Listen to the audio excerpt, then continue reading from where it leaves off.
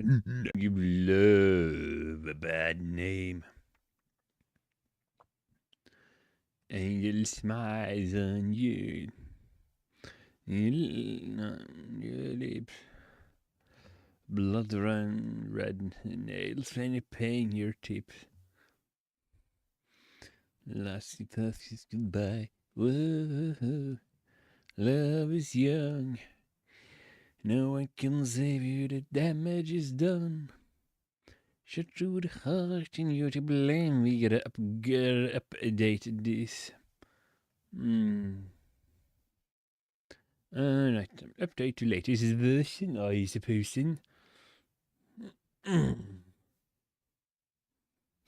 Update paint version. No.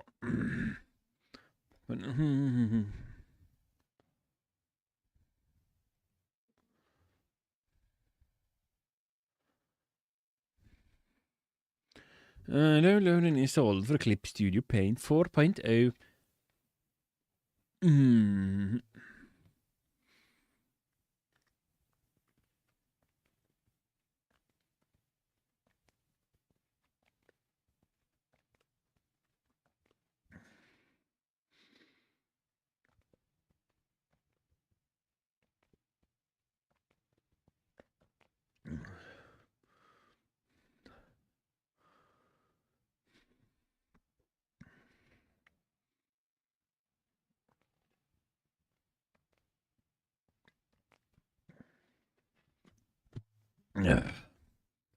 I know what I'm gonna need to do tomorrow.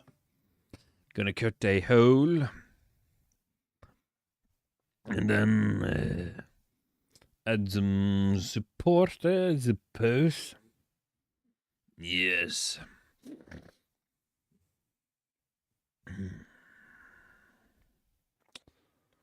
And then put on cover over and just add the... Also, if you're gonna tear down the thing under the sink, what is the best way to do that? Without destroying... I'm gonna talk to I need to talk to the neighbor. Once I get Becky, see if he has any good suggestions.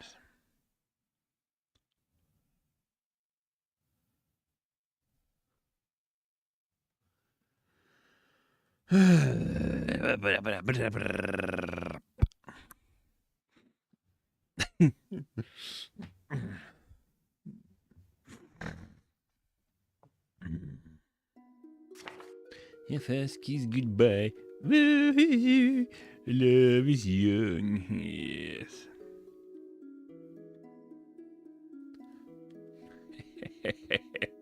Yeah, boy.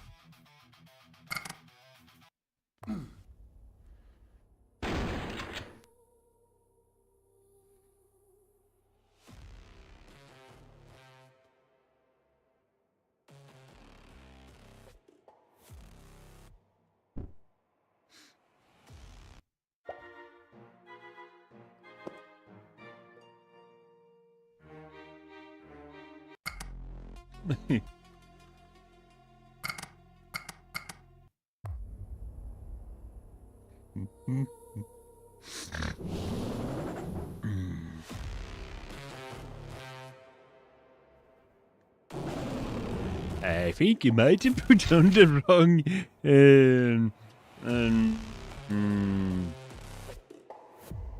JRPG game.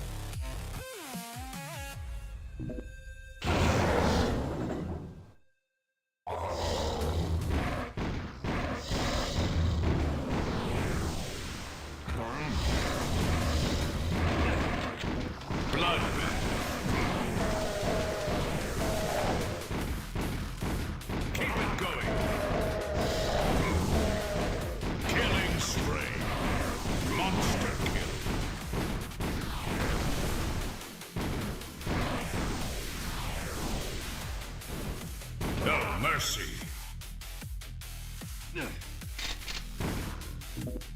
Rampage. Kill weich, die bin musical lasher. Stay lethal. Unstoppable. You're on fire. You're on fire. Hadn't been on fire, at least not to my knowledge. Keep it going. Killing spree. This is just one of those flashbacks. No mercy. Flashback FM. Welcome to my channel. I'm the Crimson Skull. Yeah. So let's continue my lovely little chaos shape. Elin run.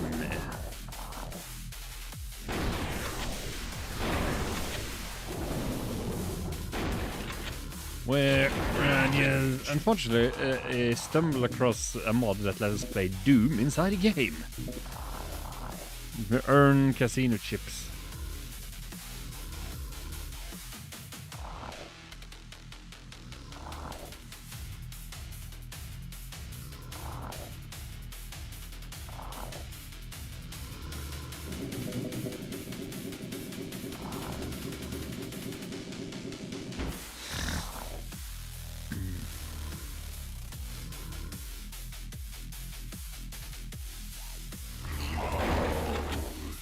Stay lethal.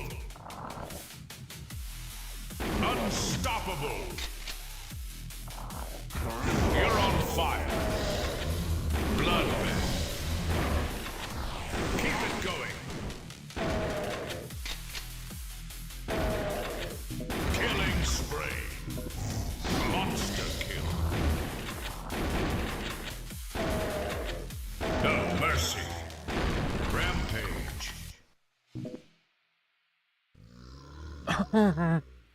Ja da! Ja da!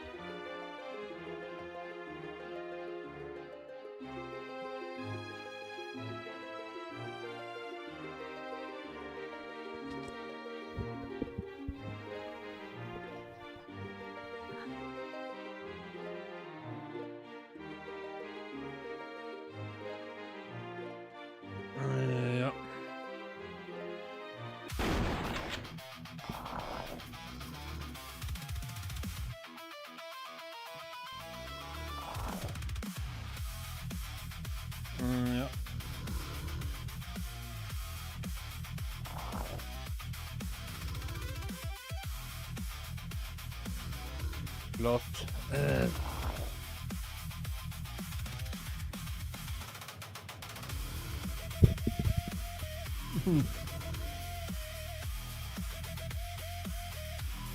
I'm trying to play a game and you aren't here.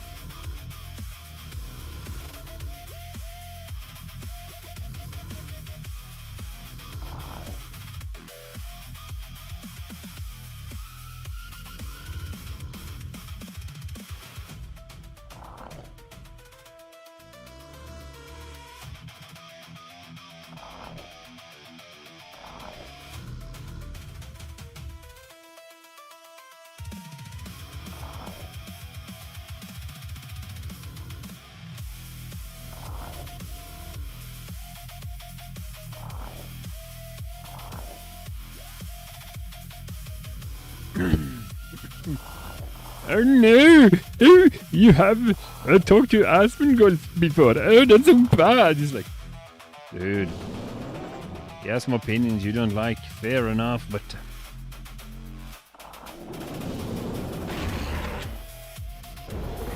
Stay lethal. Unstoppable. You're on fire. Bloodbath. Keep it going.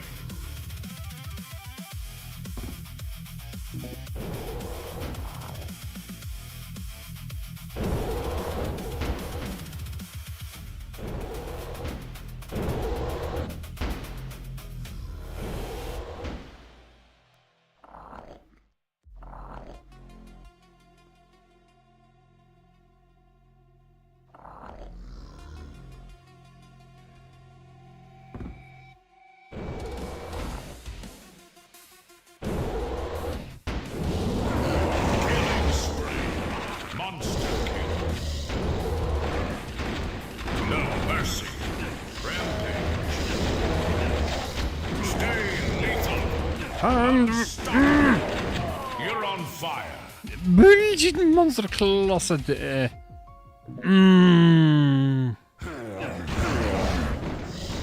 Bloodbath. Keep it going. Killing spree. Monster kill. No mercy. Rampage. Stay lethal. Unstoppable.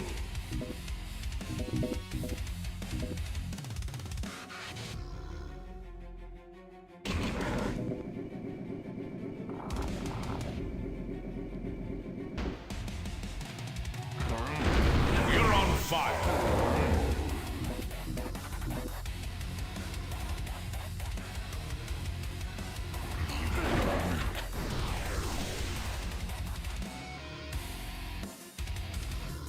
This game was never designed to be played with a gamepad without aiming. Killing spree. Monster kill. No mercy.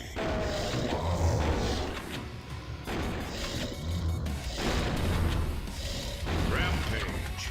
Stay lethal.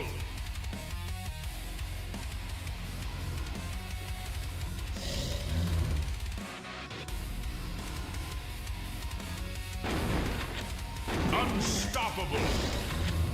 You're on fire. Bloodbath. Keep it going. Killing spree.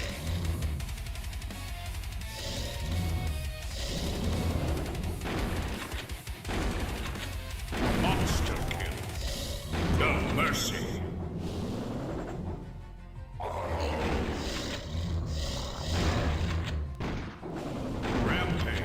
Does it run Doom? Yes. Stay lethal. Unstoppable.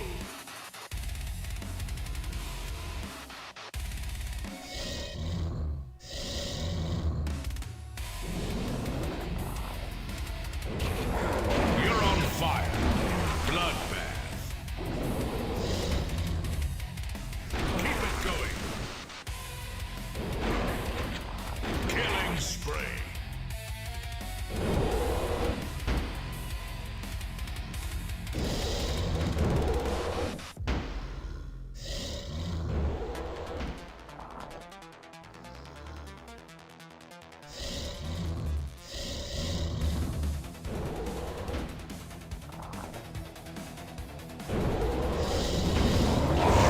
Monster kill.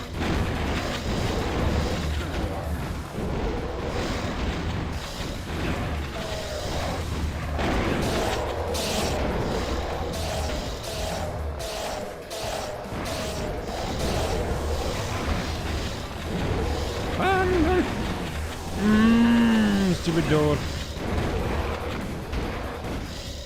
Stupid elevator thingy. No mercy. Rampage. Stay lethal. Unstoppable. You're on fire. Bloodbath.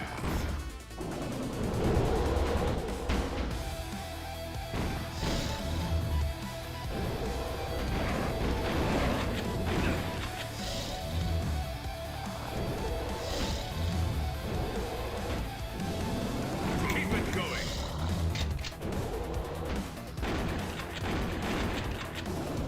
Killing spree.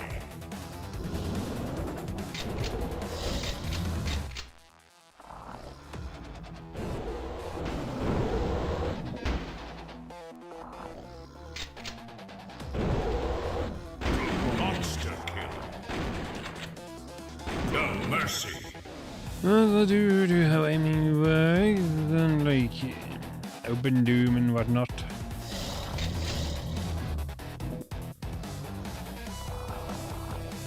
I don't have any.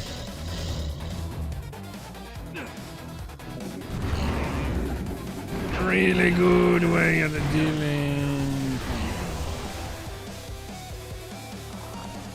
Lining up explosive barrels. Rampage. Stay lethal. Unstoppable.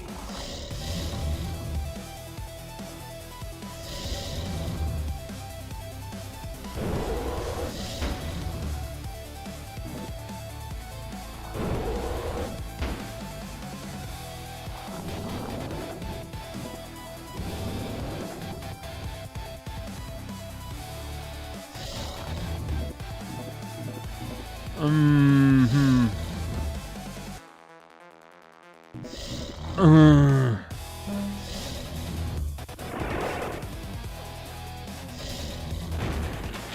Yes, that was not very smart choice.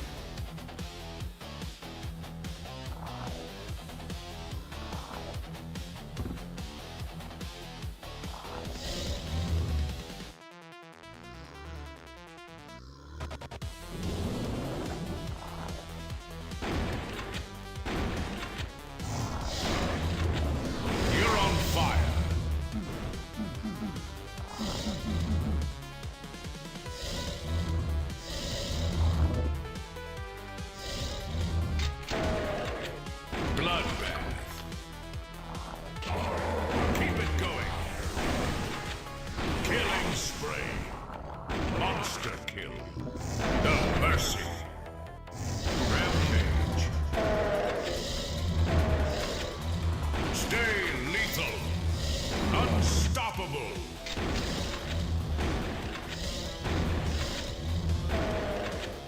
You're on fire.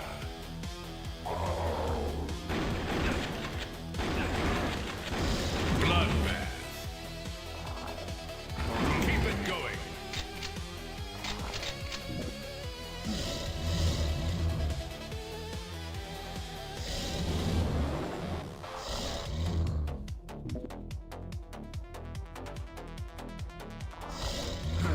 Killing spree. Monster kill. No mercy.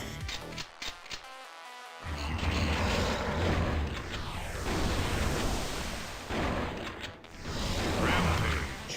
Stay lethal. Unstoppable. You're on fire. Bloodbath. Keep it going. Killing spree.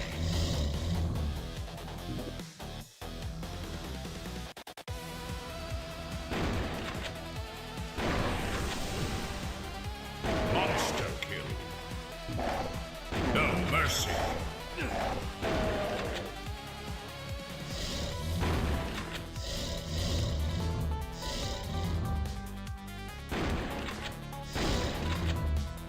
Rampage.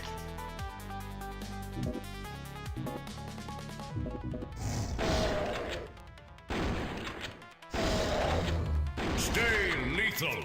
You know, the invisible pinkies are kind of slightly harder to see when the resolution ain't that crisp.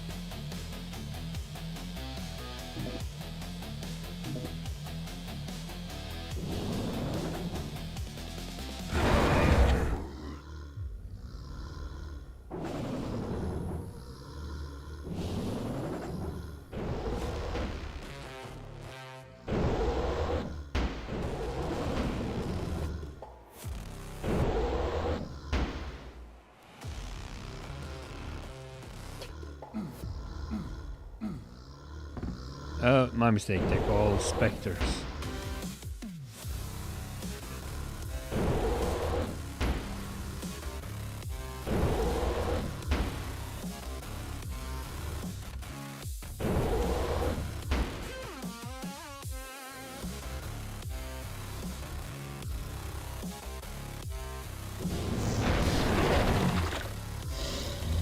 Unstoppable.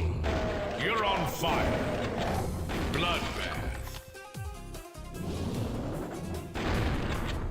Keep it going.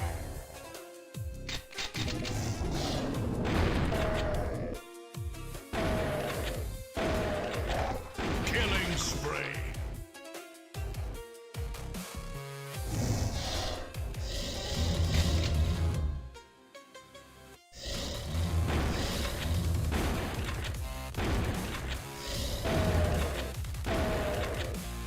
Monster kill.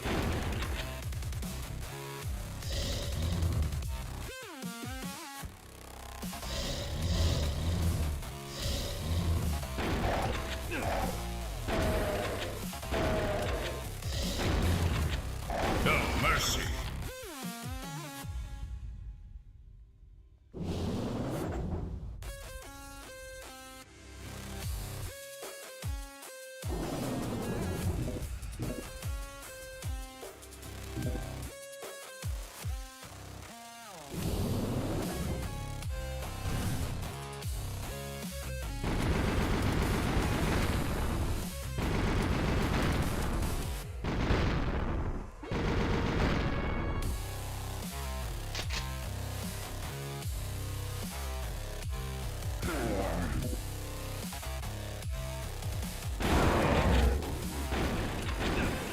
Rampage.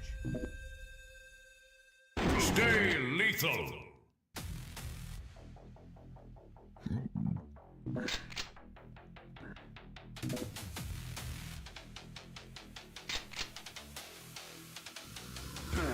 Unstoppable. You're on fire. Bloodbath.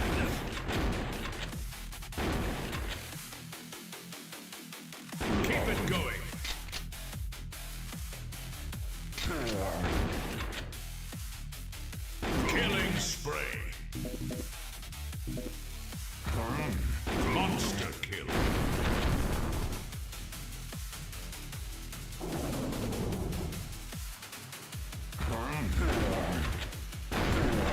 mercy. Rampage. Stay lethal.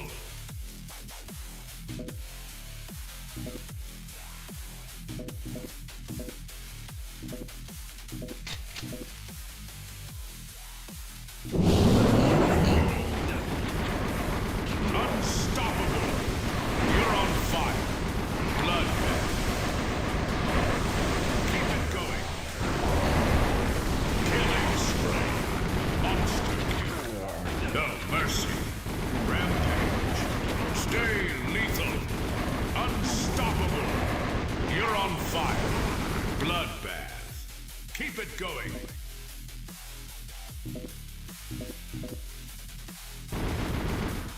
Too many monster classes, really.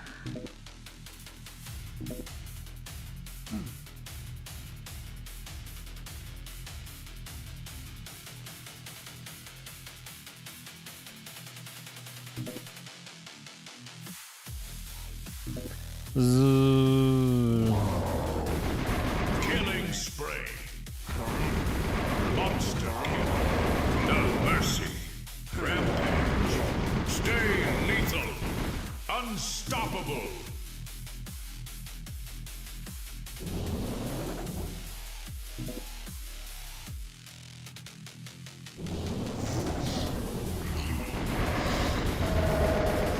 You're on fire. Bloodbath. I knew there was going to be an ambush room.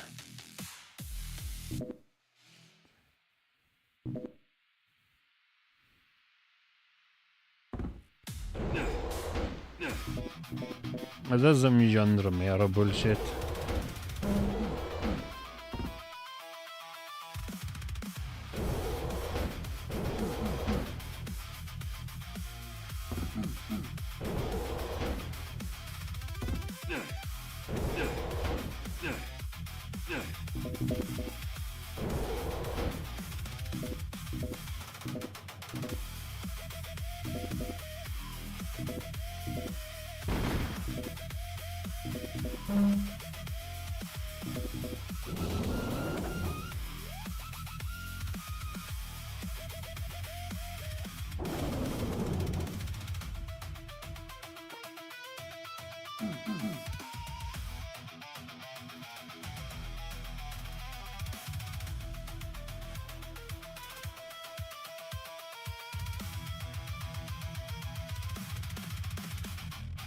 Oh yes, low light goggles when I don't really have any low light gum.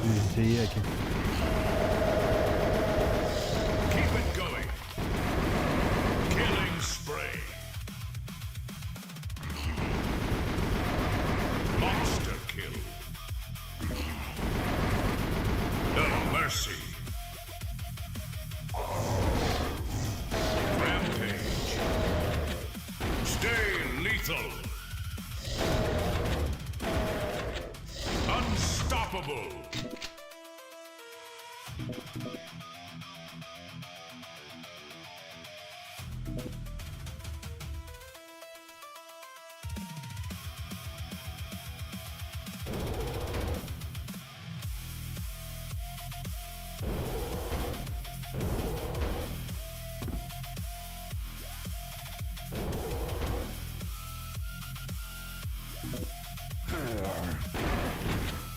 You're on fire.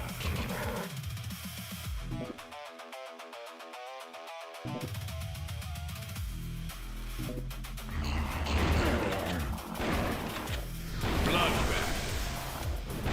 Keep it going.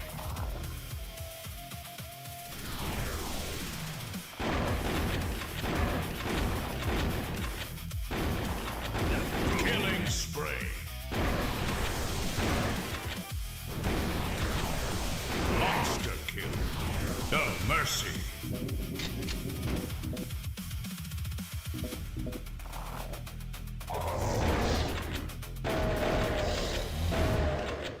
Rampage. Stay lethal. Unstoppable.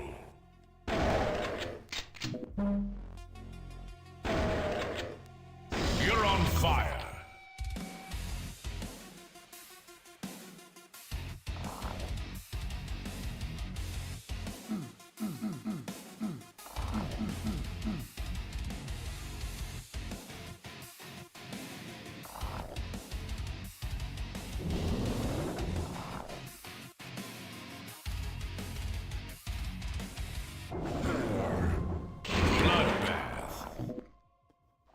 Keep it going.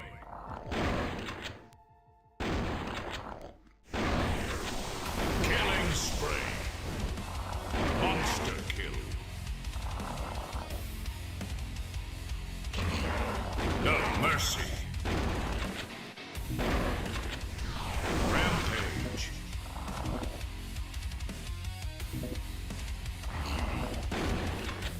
Stay lethal. Unstoppable.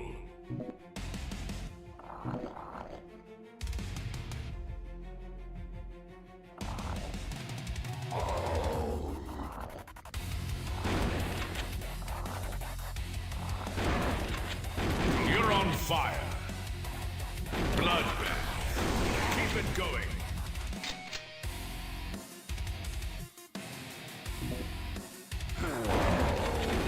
Killing spray. Monster kill.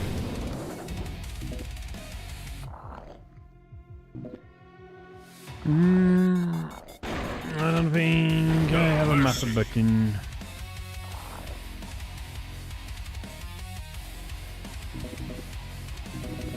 But yeah, logic is simple. You get hit, you lose all your bonus.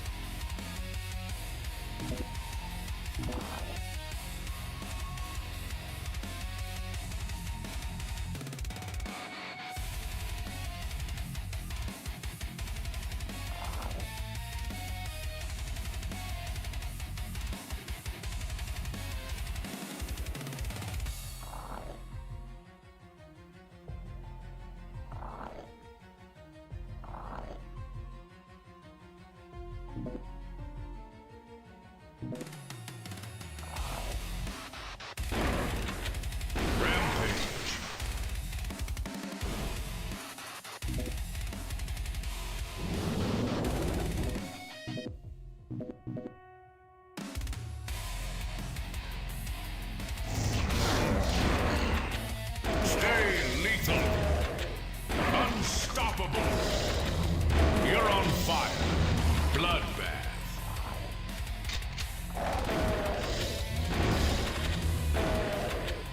Keep it going.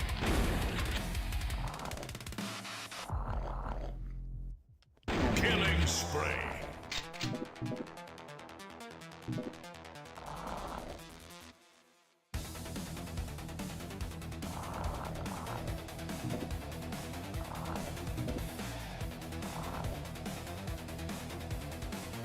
So now we have a yellow key.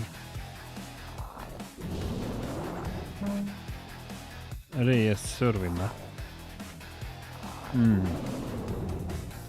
Well, that would have been useful there if I could find a map.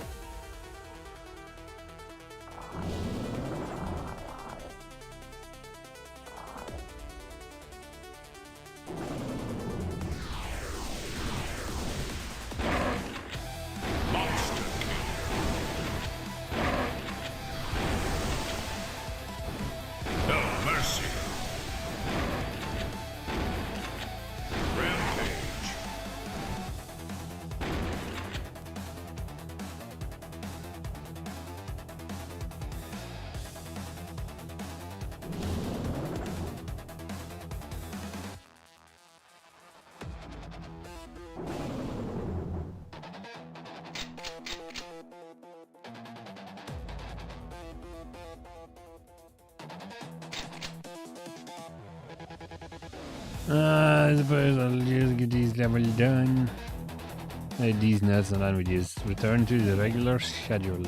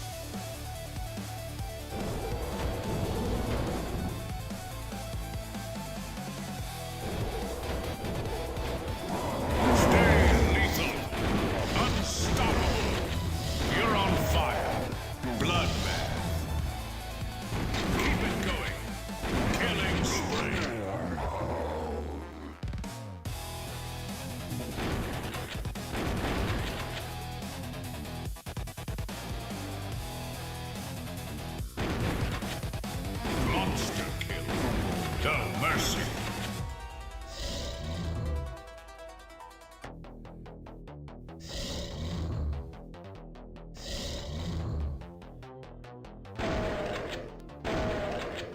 Rampage.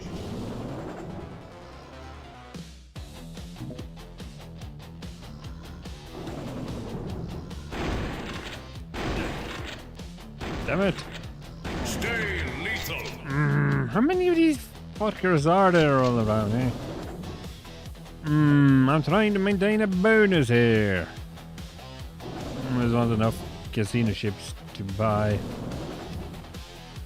a king's ransom worth of a bed and a throne.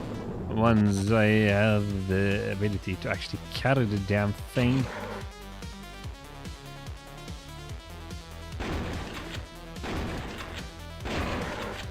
Unstoppable.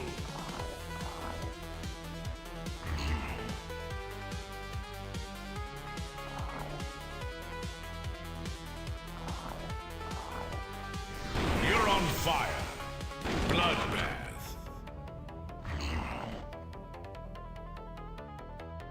Keep it going.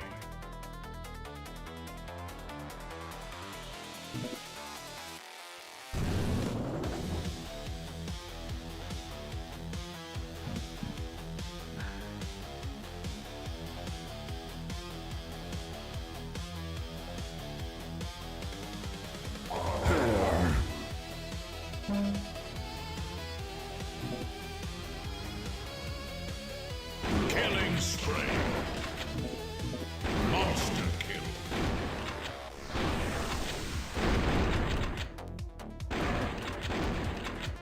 No mercy.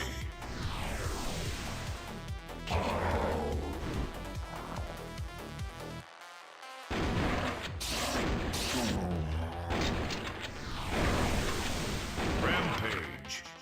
Stay lethal. Unstoppable.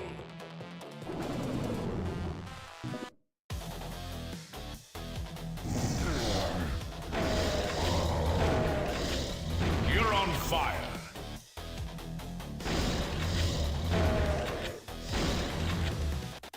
Bloodbath.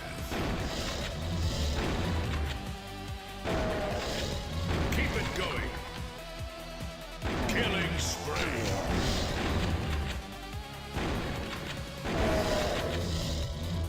Monster kill. No mercy.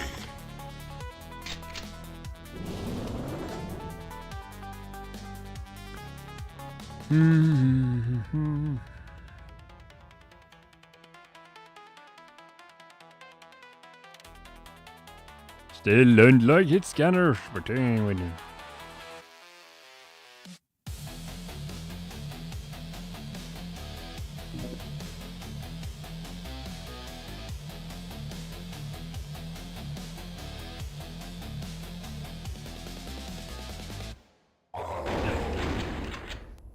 Rampage.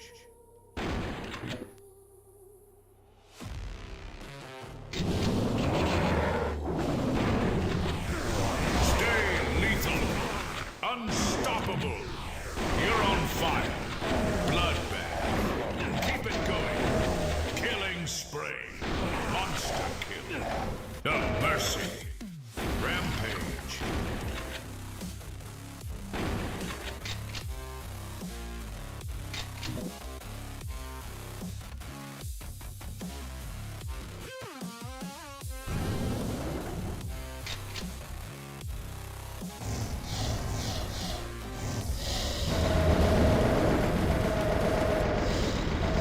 Stay lethal. Unstoppable. You're on fire. Bloodbath.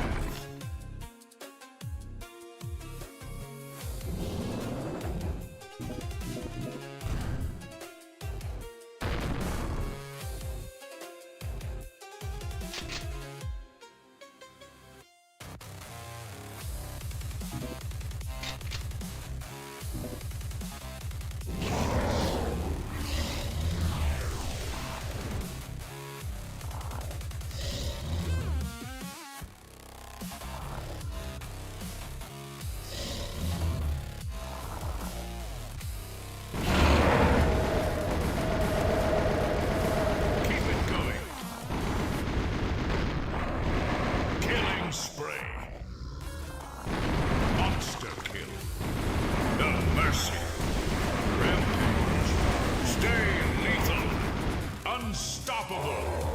You're on fire. Bloodbath.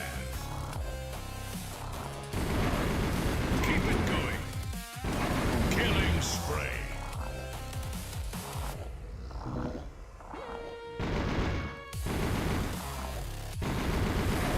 Monster kill.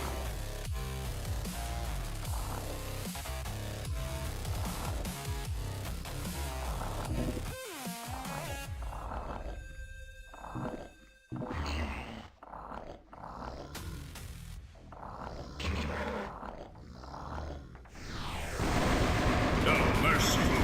Rampage. Stay lethal. Unstoppable.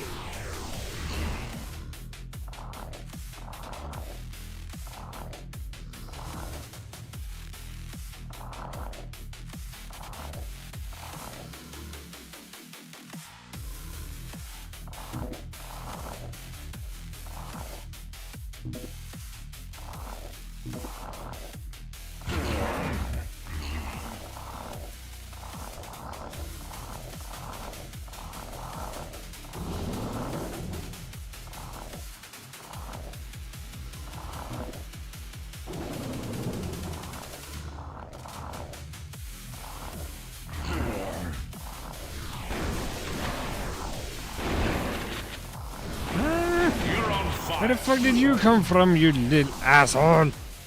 My bonus! My money!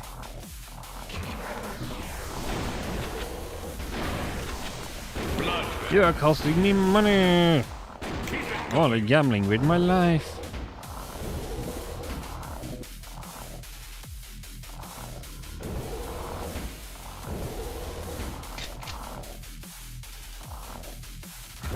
Killing spray.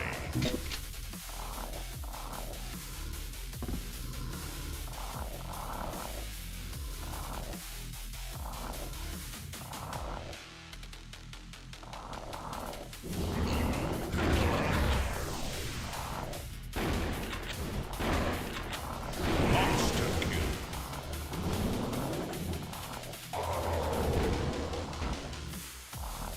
No mercy.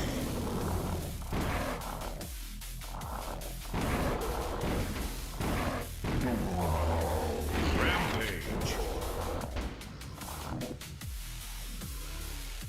Stay lethal.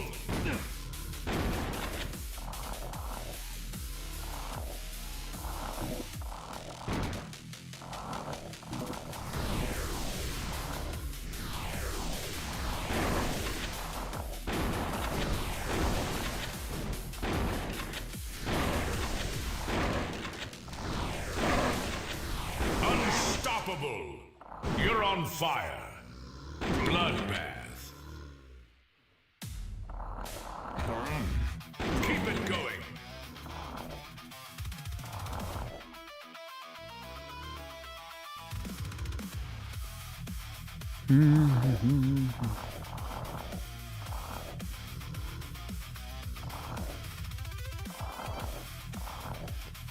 I realize there's so much horse manure in the design here. Killing spray. Monster kill. No mercy. Rampage. Stay lethal.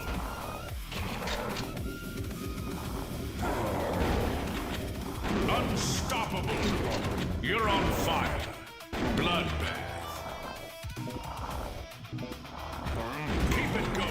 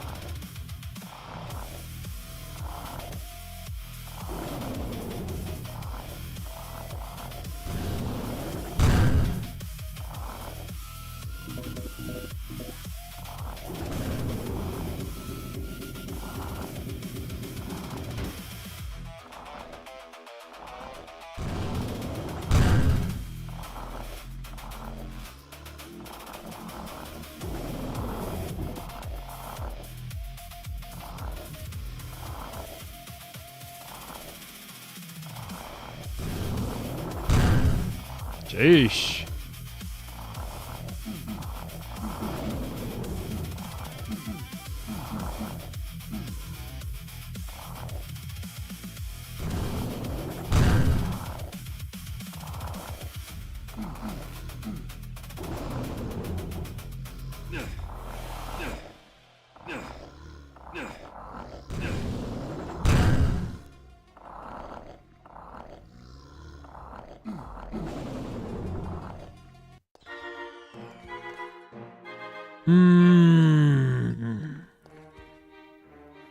Yeah. Okay.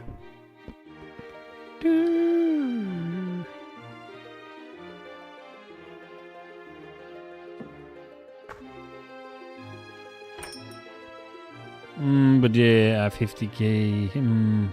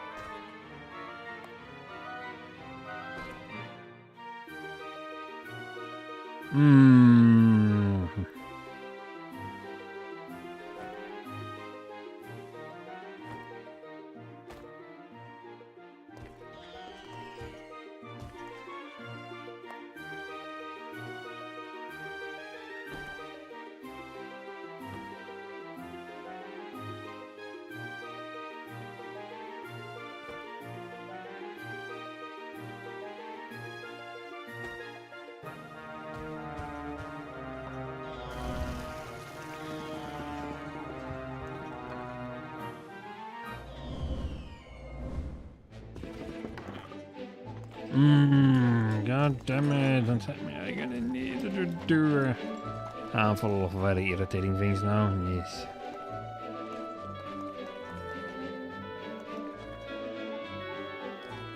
One of them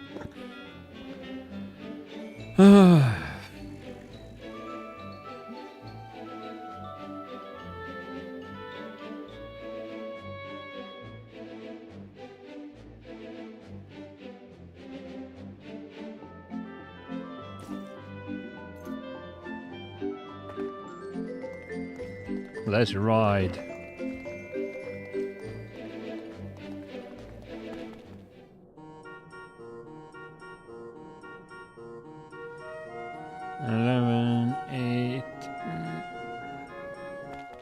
Hang on, we just visit the mage first.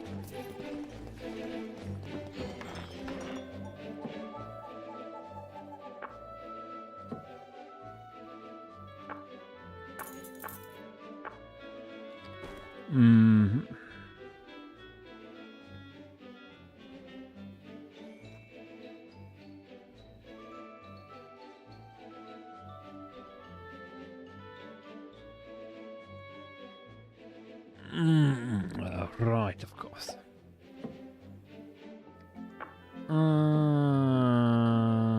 Nope.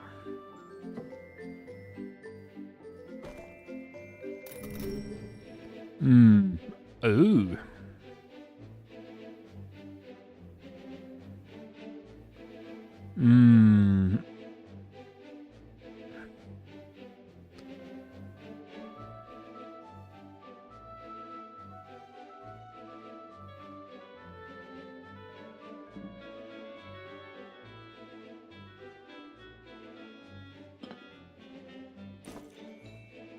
See, I have a ring slot.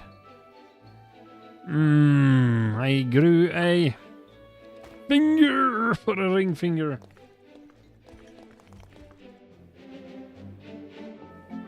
I technically need to go back to the drawing board. Guess my flesh nubs finally grew one finger. Yeah.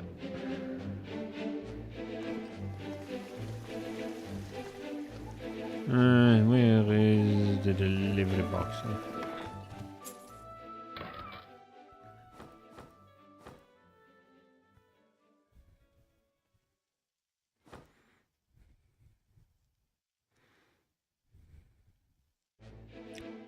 Why am I a burden?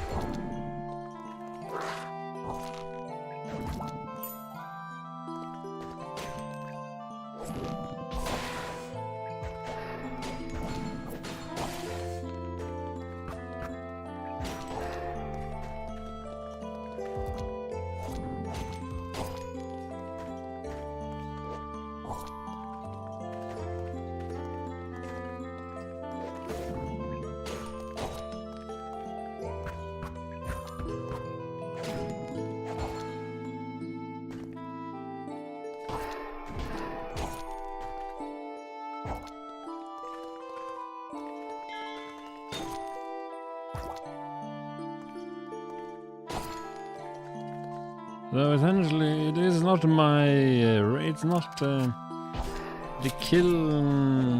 It's not killing that level things up.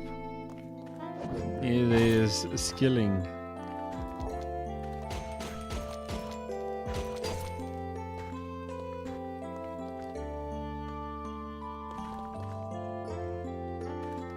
So in order to level up, then.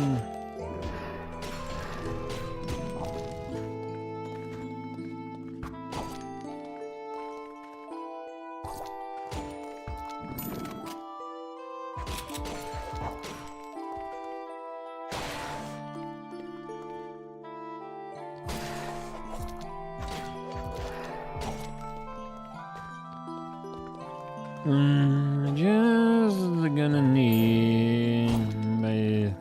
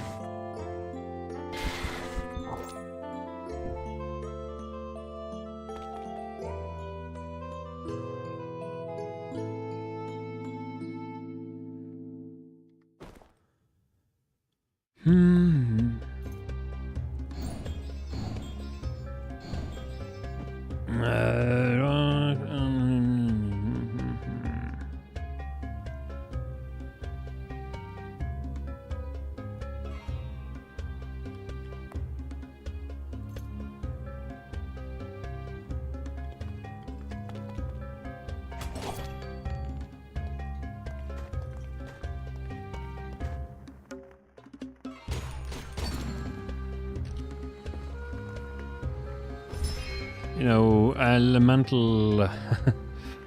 mm.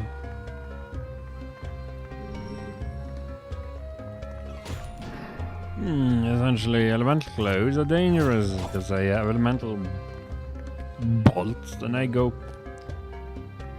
Boom.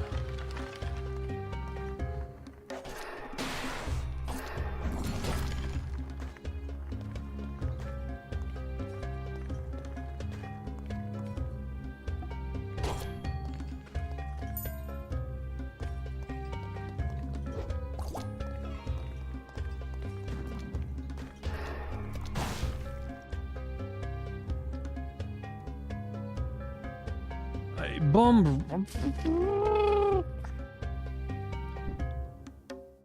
Did it just do mine over 100 frigging damage?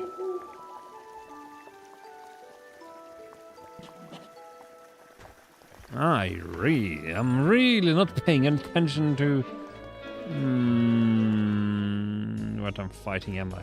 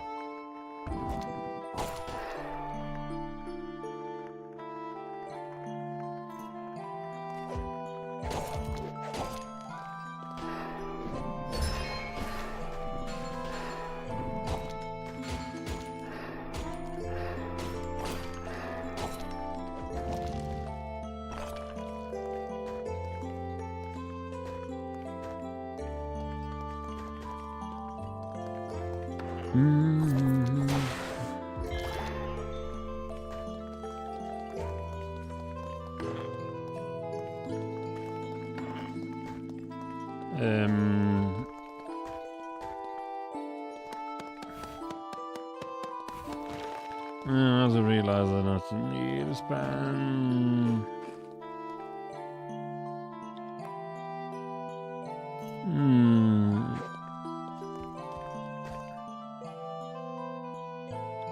I grab the hair.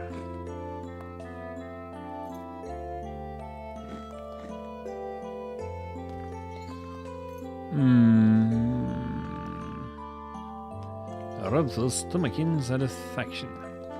That's what I like to hear.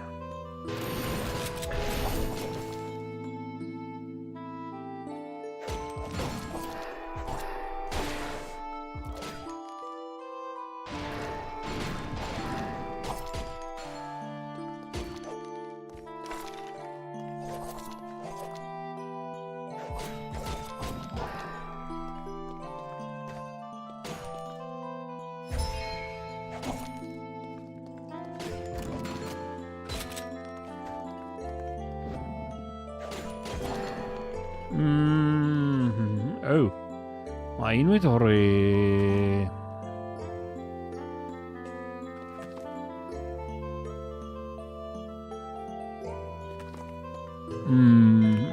It is full.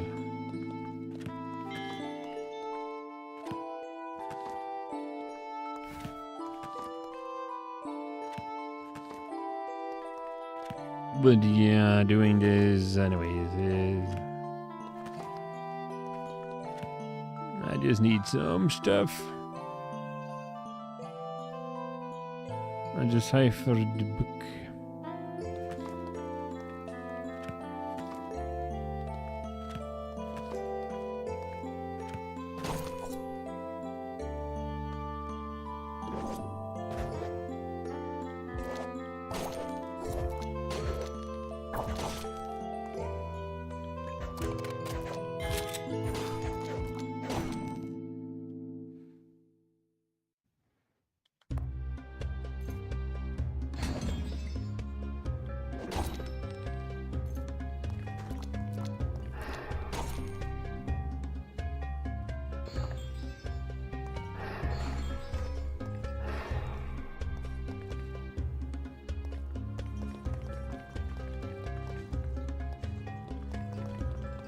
He has also the hot guy, I think. If I recall correctly, he has a nasty habit of going kaboom.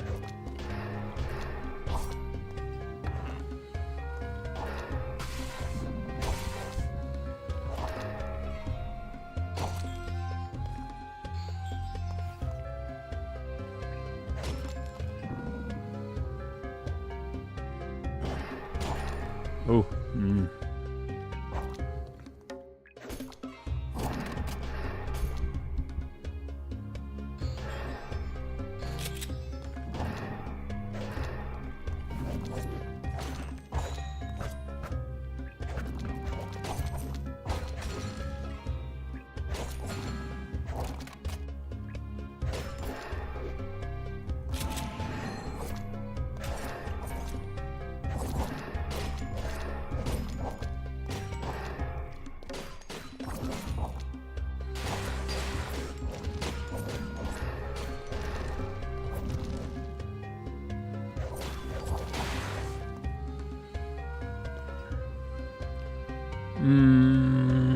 a pirate.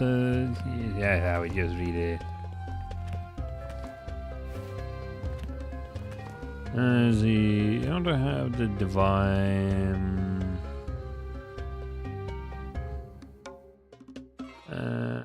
divine wisdom here.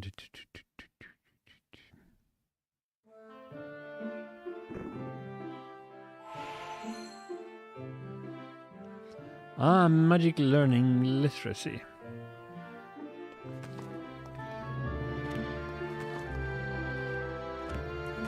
Oh, yeah.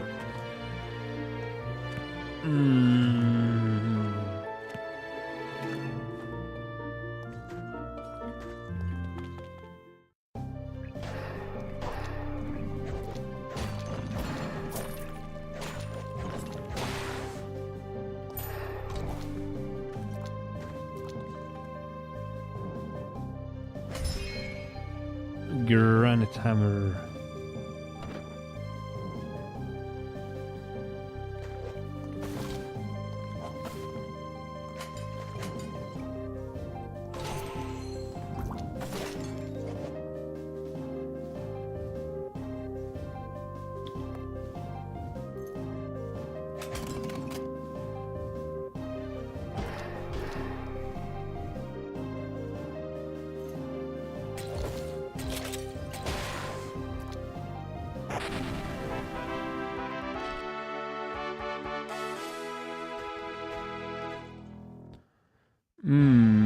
Statue of pumpkin.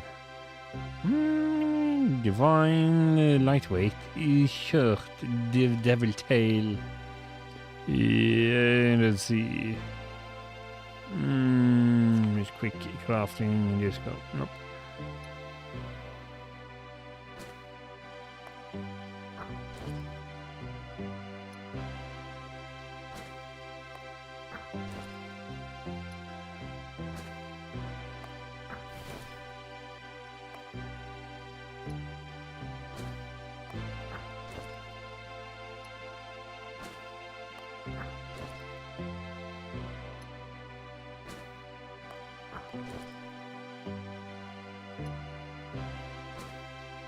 Okej, så det...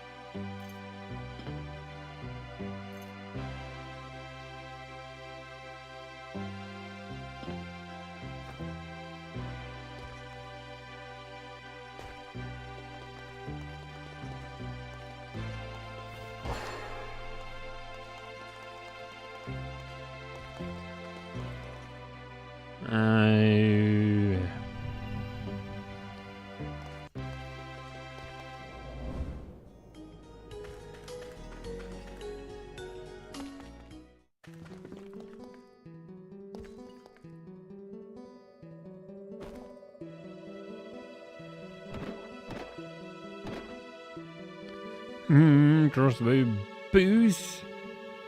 Not a crossbow, yes.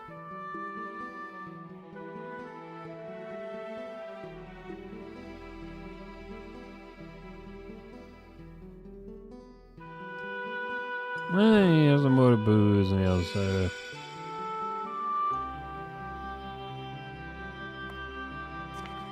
I'm going to take the meat and the bone.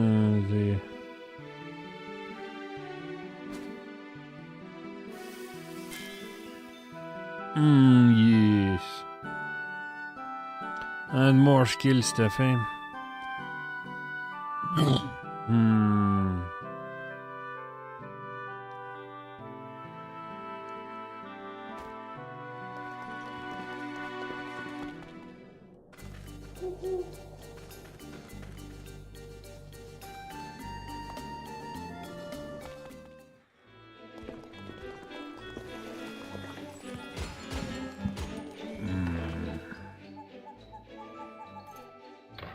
And then you just go to the delivery box and put in some stuff.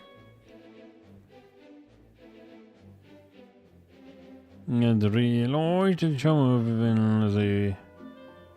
I don't need so many acid-proof liquids on me. Do I? Sure I do.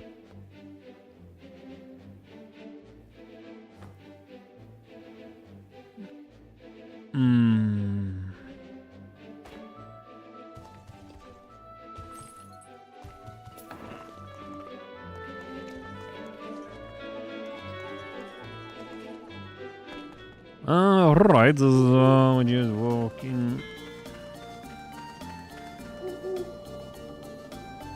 Oh, got some more XP there. Just from getting the riding skill up.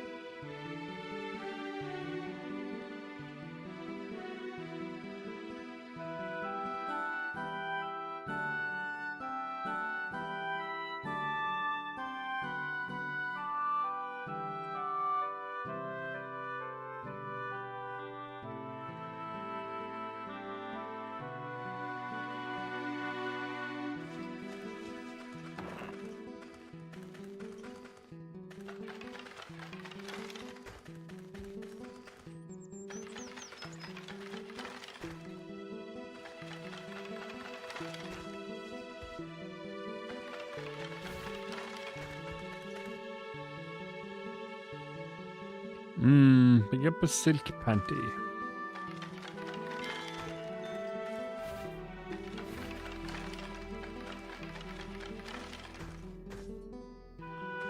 A bigger pie.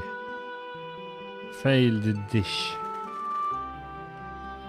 I'm just cleaning up the cemetery.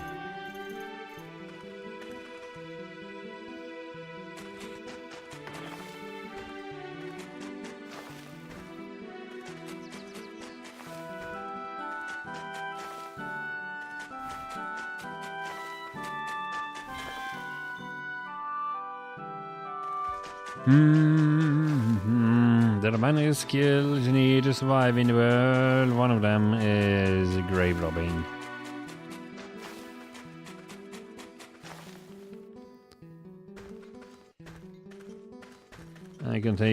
I should take all of these bones and just turn them into nails.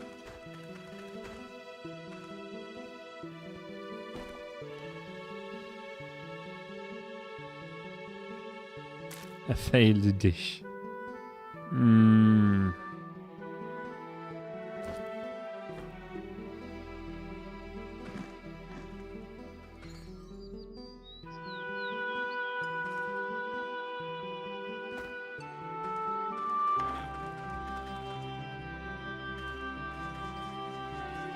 Are there any more dead ones around here?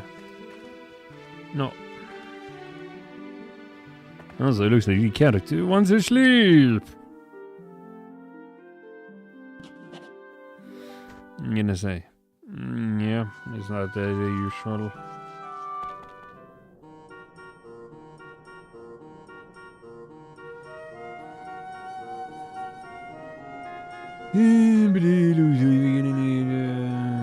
Address the map again.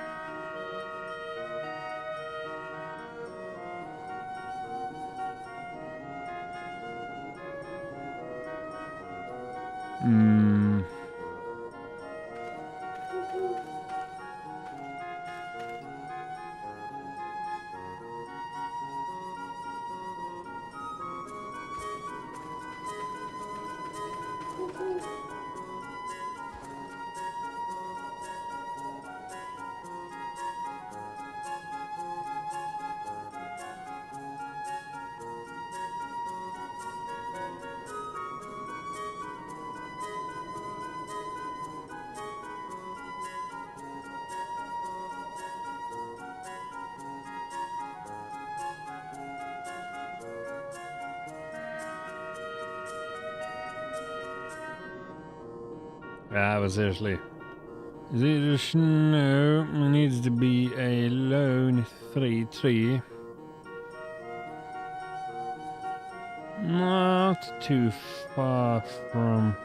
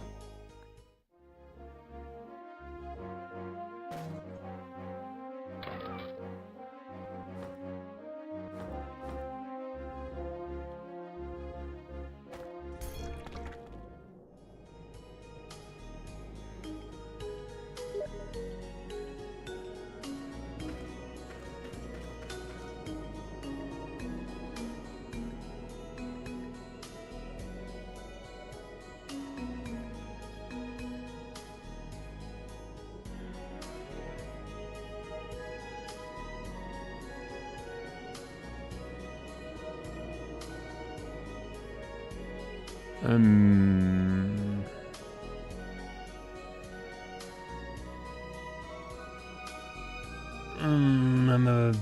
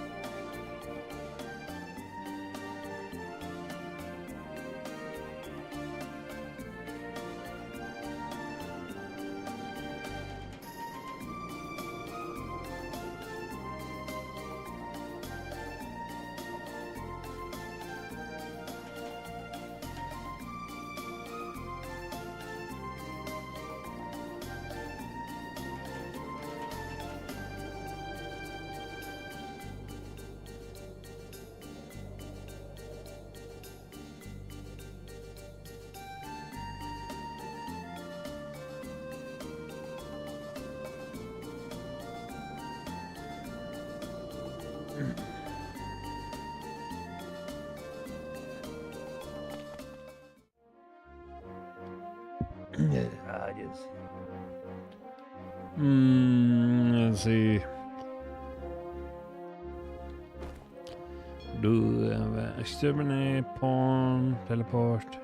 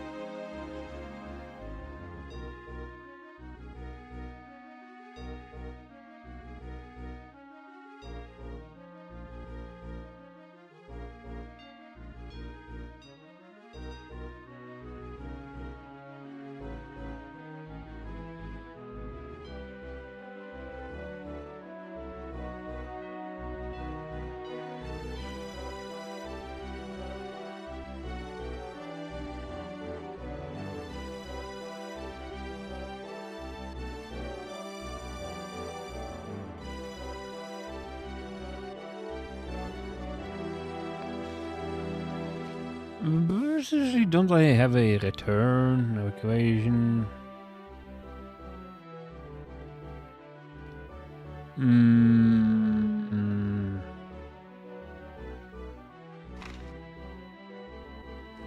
I want you identify.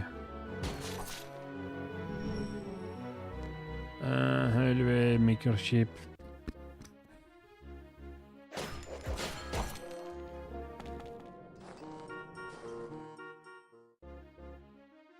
So just go teleport. Boom.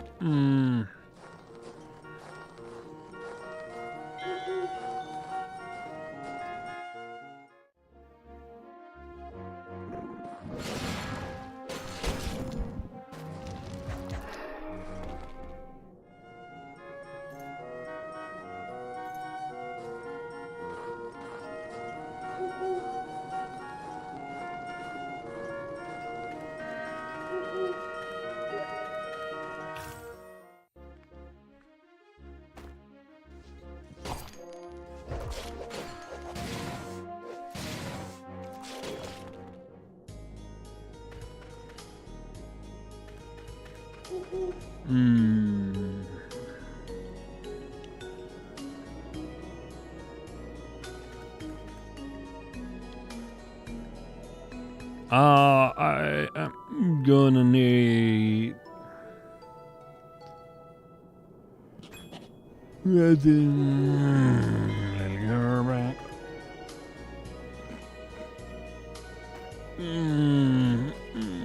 I'm riding her.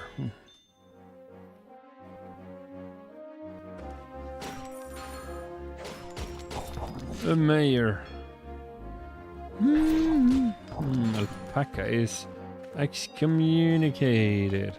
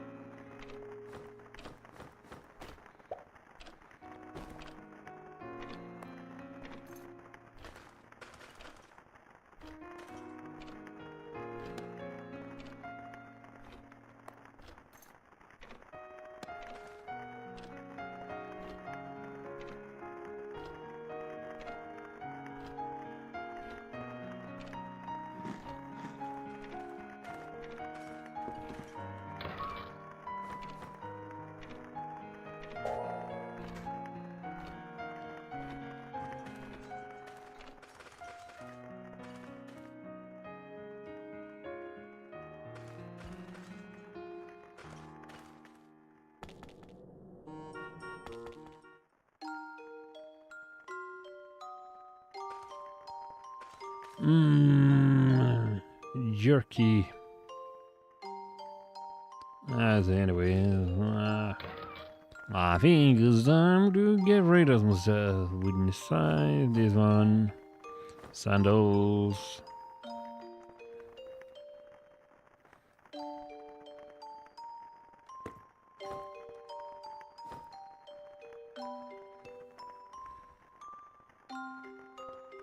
Hmm.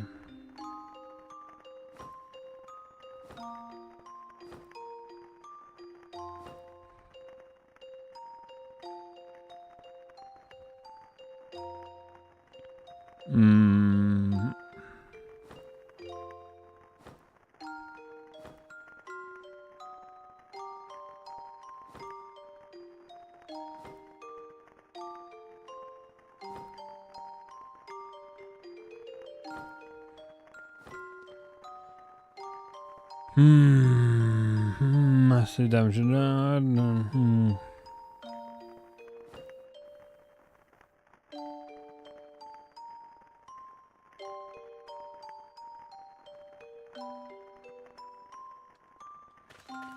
Let's see, don't we have a... Oh, wait, everybody's sleeping. Is that all you do around here? Wait.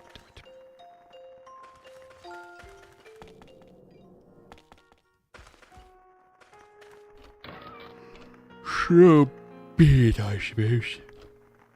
Okay, are we good enough to... who gives a crap?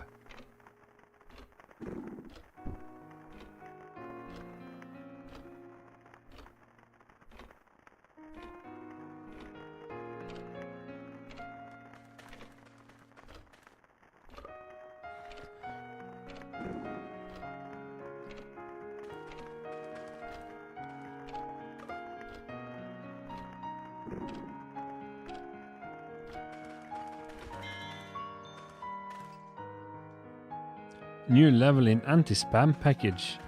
Ooh, okay then.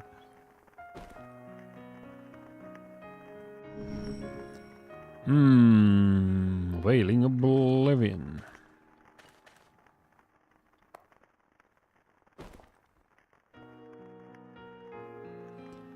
You know, I think you want one of these. Anti-magic particles, poison, protection neck.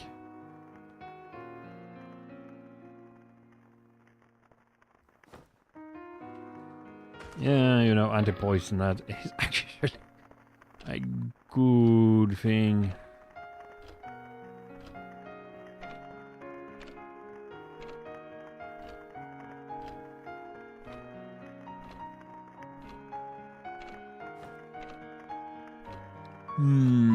Where is a jelly? Can you just, I don't know, eat it? Yes, yeah, of course you can. Isn't that what you do with the jelly stuff?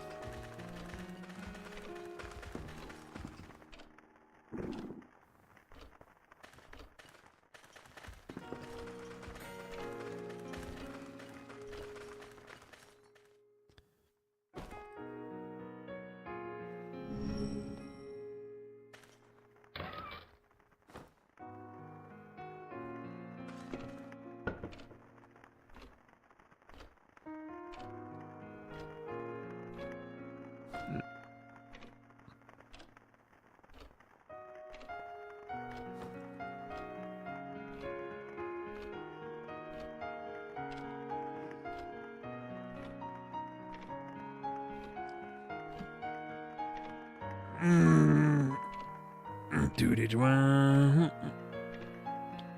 That is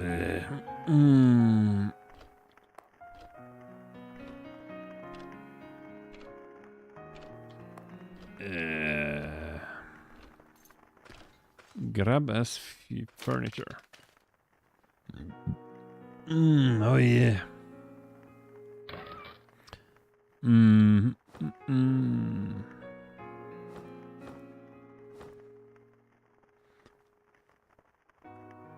4D3. That's... yeah.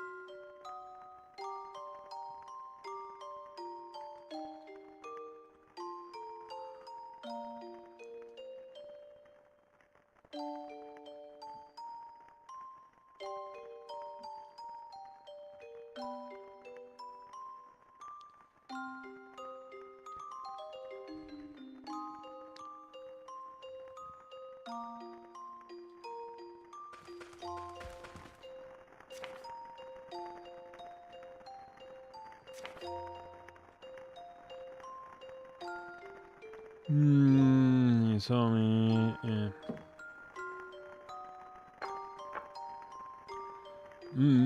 No, not the whole relic.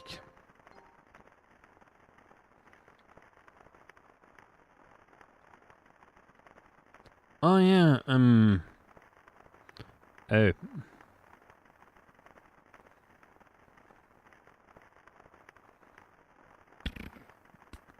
Sorry about that.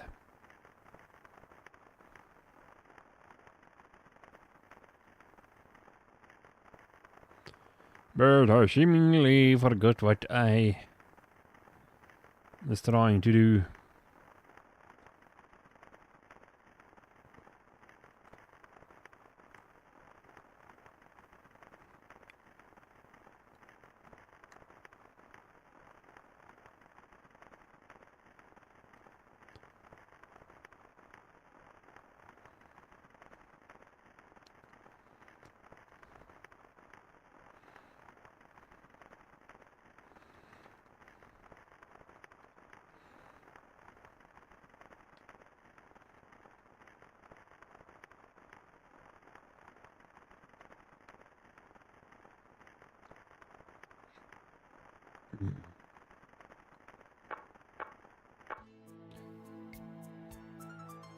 Broke up between King of Uranus and Empire of Eastern Continent. Just spoke to the wind.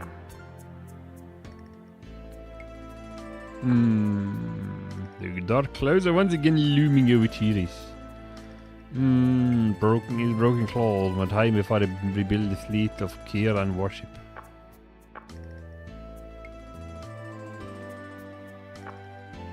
My wind blowed good fortune adventure. Ah yeah, sure. I'm just gonna make a shit ton of nails.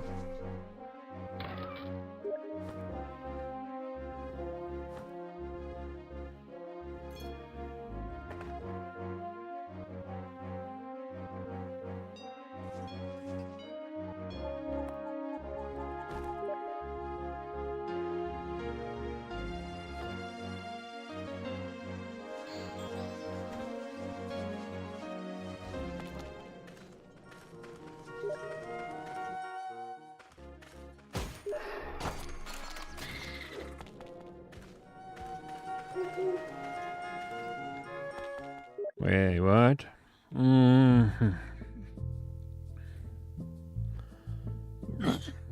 Right. Ah.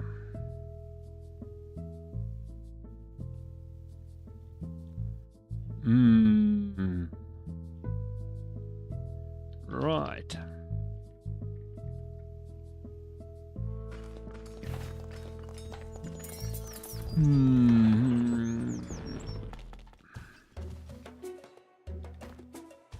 Oh yeah, is it now I should? Oh yeah, I need to do. I have the ball reset now.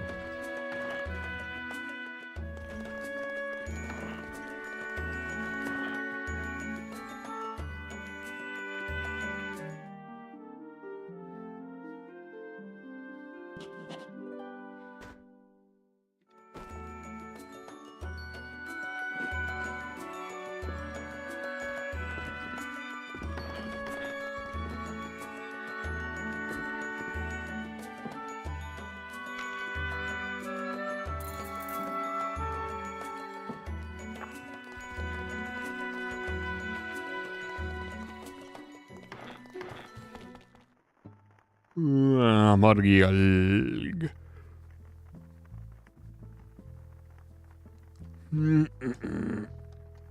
Getting better in this game is a bit strange process, I have to tell you.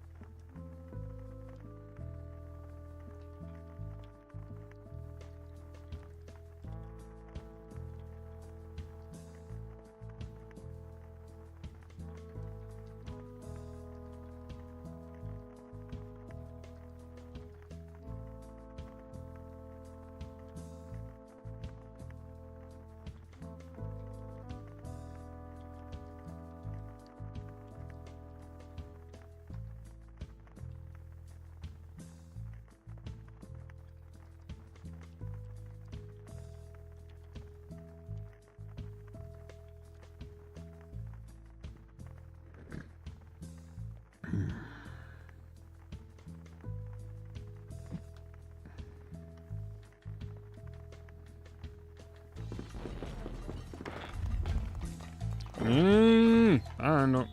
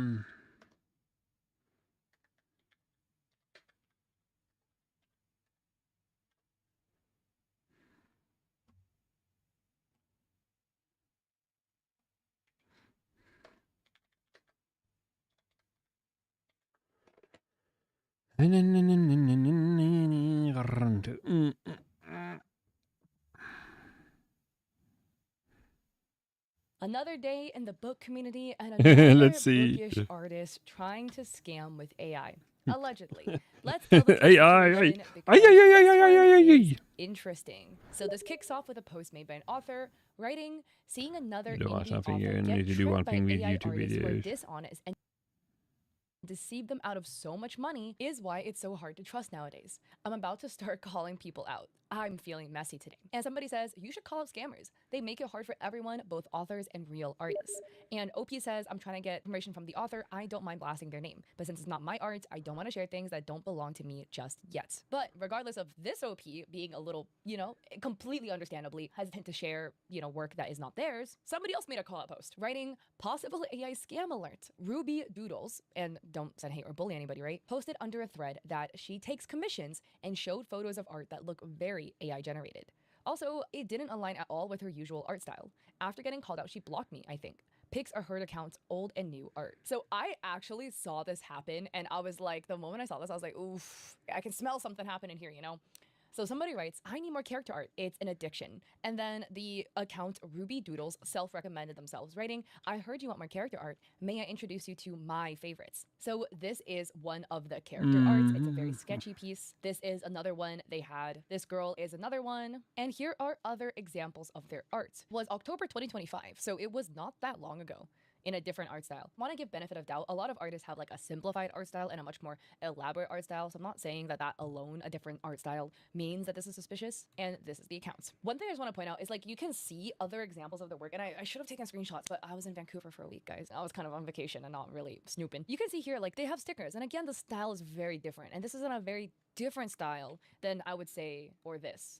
This one we could maybe give benefit of doubt. Maybe you just like really simplified it. This is another example of some of their art, which is again like a little bit of a different style. It's kind of like an in-between, a bit interesting. So the true question at the end of the day, is this work that is being shown AI generated or is it legitimate? Just having a different art style alone is not a good enough reason, right? To accuse somebody of generating something with AI. And again, I want to add a bunch of disclaimers. A big one is taking a look at all the artists' work together in conjunction. Just 1-2 things here. There could be artist error, human error. It happens all the time. But also another one to look for are errors that humans tend to not make, things that are a bit more nonsensical. Zooming into this sketch as we scroll, one thing that I personally kind of like take a peep at are the ears. Like, is there any consistency with it? The ears and the eyes, are there any consistency across characters with it? Do they tend to draw it in the same style? One way you can tell if something's AI generated is something that is very stylized. Again, like ears, eyes, whatever, that they look really different art piece to art piece, but somehow the art piece looks like it's the same style. That's always one that's like, here between these characters, there actually is a fair amount of consistency there. So I'm not seeing anything with that particularly. We look a little bit into the clothing aspect, clothing details, because that sometimes is another kind of dead giveaway of something being a bit odd or maybe it not making as much sense. That's where you get a little bit of a, oh, some stuff is not really adding up here, like the clothing, the buttons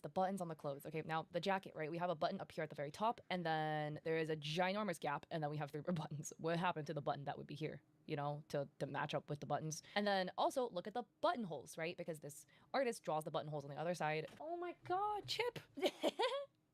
Look at my baby. Ooh, Chippy kiss. Hi, Chippy. But a big one are the buttonholes. And again, the buttonholes literally do not match with the buttons at all. If you're able to render at this skill level, I'm going to assume that you would, know how to match button to buttonhole. We have buttonhole, button, no buttonhole for that one. And then it matches on the very bottom. That's a bit odd. And then same thing with up here. We have a Henley shirt, and then there's like a chunk cut out of the top of the Henley shirt. Maybe it's like a specific Henley shirt design. I don't know. I haven't seen one that looked like that particularly though. And then other elements of the jacket that isn't really adding up. Like we have a little dot here. What exactly is this little pin dot for? Sometimes artists, you accidentally leave a brush stroke on the piece in some random spot. Happens. I do that all the time on Procreate. I accidentally touch it with my palm and then it marks it. This isn't like a brush stroke though, so it's a bit interesting. And then there's like details with the sketching, because this is like a sketchy piece, right? Then I'm kind of like, I don't really know why the sketch looks like this.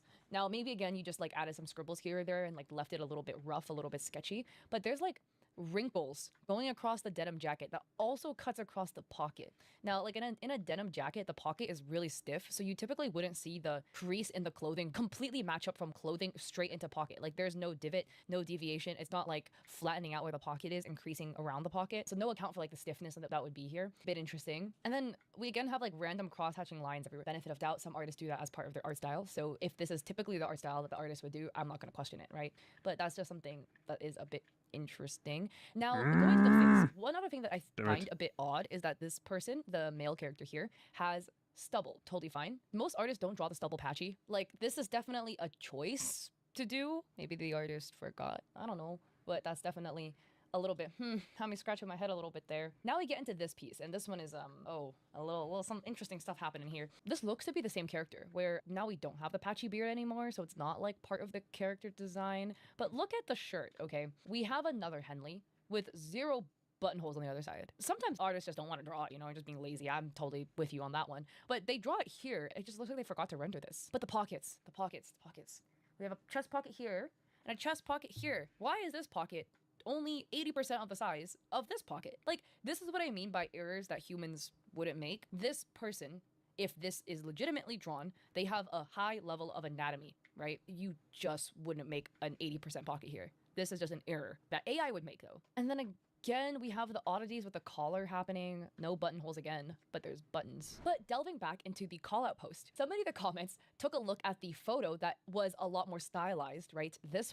This piece here, and they zoomed in on the laces, and they were like, the laces in the before makes it look like there was no before AI. Oh boy, what is happening here? What is happening with the laces? This does not look like a human error to me, because this looks completely garbled. Like, I can't tell where the lace is supposed to start and where the lace is supposed to end. Because even with something that's stylized, right, that is hand-drawn, there is a rhyme, reason, and you can see the artist's logic as to why it's drawn a specific way. That does not look right, like, at all. Another person says, yeah, the shoelaces in the second photo aren't right at all. The guy having a zipper on one side of his button-up in the third photo also doesn't make sense. And in the last pic, the top button is warped in a strange way. Definitely AI. Wait, where's the zipper? Oh, this is the, oh, what the hell? Oh, you know, not gonna lie, I kind of forgot about this one. How is that supposed to happen? Now, I'm so sorry because some of you guys get really frustrated when I give a lot of benefit of doubt. I'm just trying to play devil's advocate here. Sorry. But there are jackets that have both zippers and buttons. I actually own one that is like that. So that on its own may not be the reddest of flags. To me, there's just oddities in more aspects of the clothing. This one side of the jacket is just higher up than the others. And maybe it's because the shoulder is like this, but there's just not enough fabric. Like, from the seam here to the top, it's like 1.5 inches, maybe, tops. From the seam up to here, that's like 2 inches. We just got different heights on the jacket size. And again, this is something where it's like the level of anatomy and rendering this person is allegedly capable of, I would imagine that to be more balanced. And then what I'm also curious about is, like, between this male character and this female character, what happened to the rest of the body? Like, I get maybe they drew it on a portrait canvas or something and didn't flesh out the rest of the body, but why? Because if it was supposed to be used for character art for, you know, promoting a book, wouldn't you draw the rest of the character? That part to me was just a bit confusing. And another person writes, I feel you. Can always tell when they post couple images and the two characters are completely different art styles. The girl is giving simple Disney style and the guy is giving much more detail closer to realism. Like, look at the ears. The detail on her inner ear compared to his is so different. An actual artist wouldn't have such different styles between genders of characters. What is also interesting is this is another art piece that was posted to the artist page. This one does not look AI. They can draw. I don't know why they got pieces that look like this when they clearly can draw. This is what I mean. Again, look at the shoelaces here on this piece that looks a lot more hand-drawn. The logic for the laces here make so much sense. Like, I understand where the crisscrossing is happening. All of this makes sense. So we know you can draw laces that look correct. So what happened here? So what does the artist have to say for all of this? People immediately in the comments, when they were self-promoting, you know, with the photos of like their art being like, oh, commission me, blah, blah, blah, blah. This is what they had to say when people were commenting about it looking AI. They write, I don't use AI, so I'm not sure what you're talking about. And here's another one where they said, when somebody again accused them of using AI, they said, that's not true. Believe what you want, but I don't use AI. Those were two completely different projects. And the final result is their account is gone. Their Instagram is privated, and on Threads, you can't find their profile anymore. So what are your thoughts? Is this a legitimate artist that got falsely called out for using AI? Or was this somebody that tried to scam a little bit with some AI and then got caught and then skedaddled and tried to hide? Curious about your thoughts at the end of the day. And again, please don't bully or harass anybody mentioned. If you like this video, I appreciate it. If you like and subscribe, I just got back from San Francisco like an hour ago. So if I seem a little tired, Yeah, that's they use why. AI, good Also, call out. you guys are so funny, by the way. Ran cracking me up. away.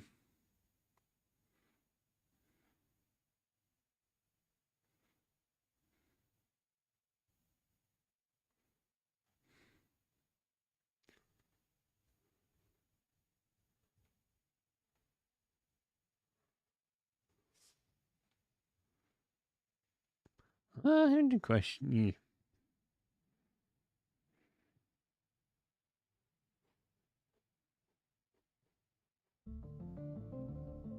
Hey everybody, Initially, I was going to wait a few extra weeks until making this video going over the state of 1348X photo, you know, with like all the things that went down before launch, during launch, and then after it, but then I realized that, nah, the game is pretty much dead. It's pointless to wait and see if it gets a sudden surge of new players, you know, like basically waiting for the fabled 250,000 wish lists to finally remember that the game came out and, you know, buy it. And additionally, this way I also get to talk about certain suspicious things, such as that big number of wishlists with more recent data than if I waited for the game to be a full month old by April 12th.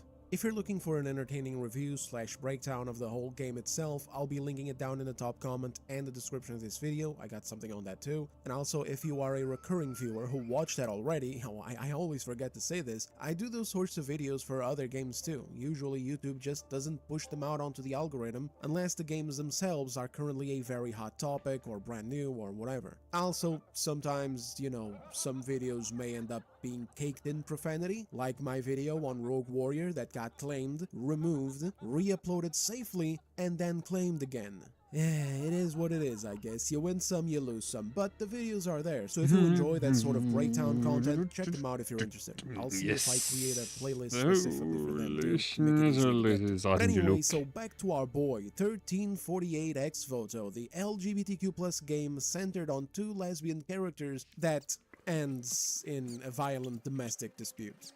Absolute Cinema, a game that is solely popular because of how much of a meme it is. This is honestly a fate worse than a quiet flop. I mean, a flop is a flop. Like, I bet that there's a lot of indie developers out there who get their hearts broken by their games doing very poorly thanks to next to no recognition or popularity. That has to suck, but when your game is actually widely recognized and popular, but nobody's playing the damn thing because the reason for that popularity is people are just laughing at it, man, that's gotta hurt. It's even funnier when considering that what I said in my review about this game being so bad that even the modern audience wouldn't want it ended up coming true. This game is so heavily modern audience coded, so devoid of anything that is meant to appeal to players, so focused on subverting everything in this goddamn planet, that there's even quote-unquote woke outlets out there criticizing this game for failing so hard at delivering the gay, modern, gender studies medieval adventure that the developers and the actresses had promised. But alas, this is the type of situation that the developers and the industry arranged for this game, and today we're gonna be diving into all that, so let's get in there.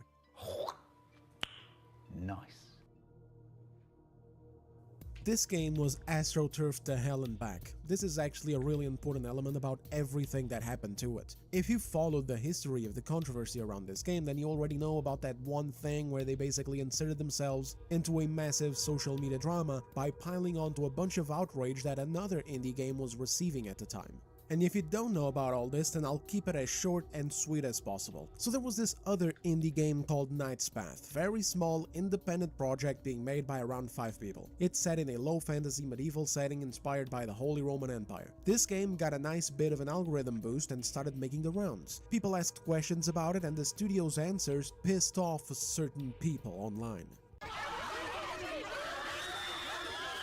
For instance, when someone asked if you could create your own character and play as a woman, the studio said no, you play as a young man named Alric, who is a squire to a knight. This alone was a critical hit on game journalists. They immediately got mad, like, oh, hell no! No female character? This is a right-wing grifter game. Paul Tassi from Forbes got triggered over it, straight up. Eventually, they also shared this image of a pretty girl that is going to be in the game. She's going to be a romance option for the player if they choose to engage in that side of the game, since it's going to be a bit of an RPG. Some people asked if there would be a male option too. In other words, a gay romance option, and the studio answered no. A lot of people who hate this game keep lying about this, by the way, but we'll get to it in a second. At some other point, someone asked if there'd be any LGBTQ plus representation at all, and the studio responded with this comment stating that they have no interest in modern agendas. They just want the game to be fun.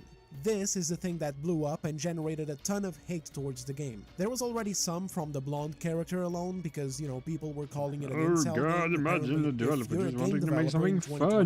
And you just want like a normal, cute-looking female character in a video game, you're making...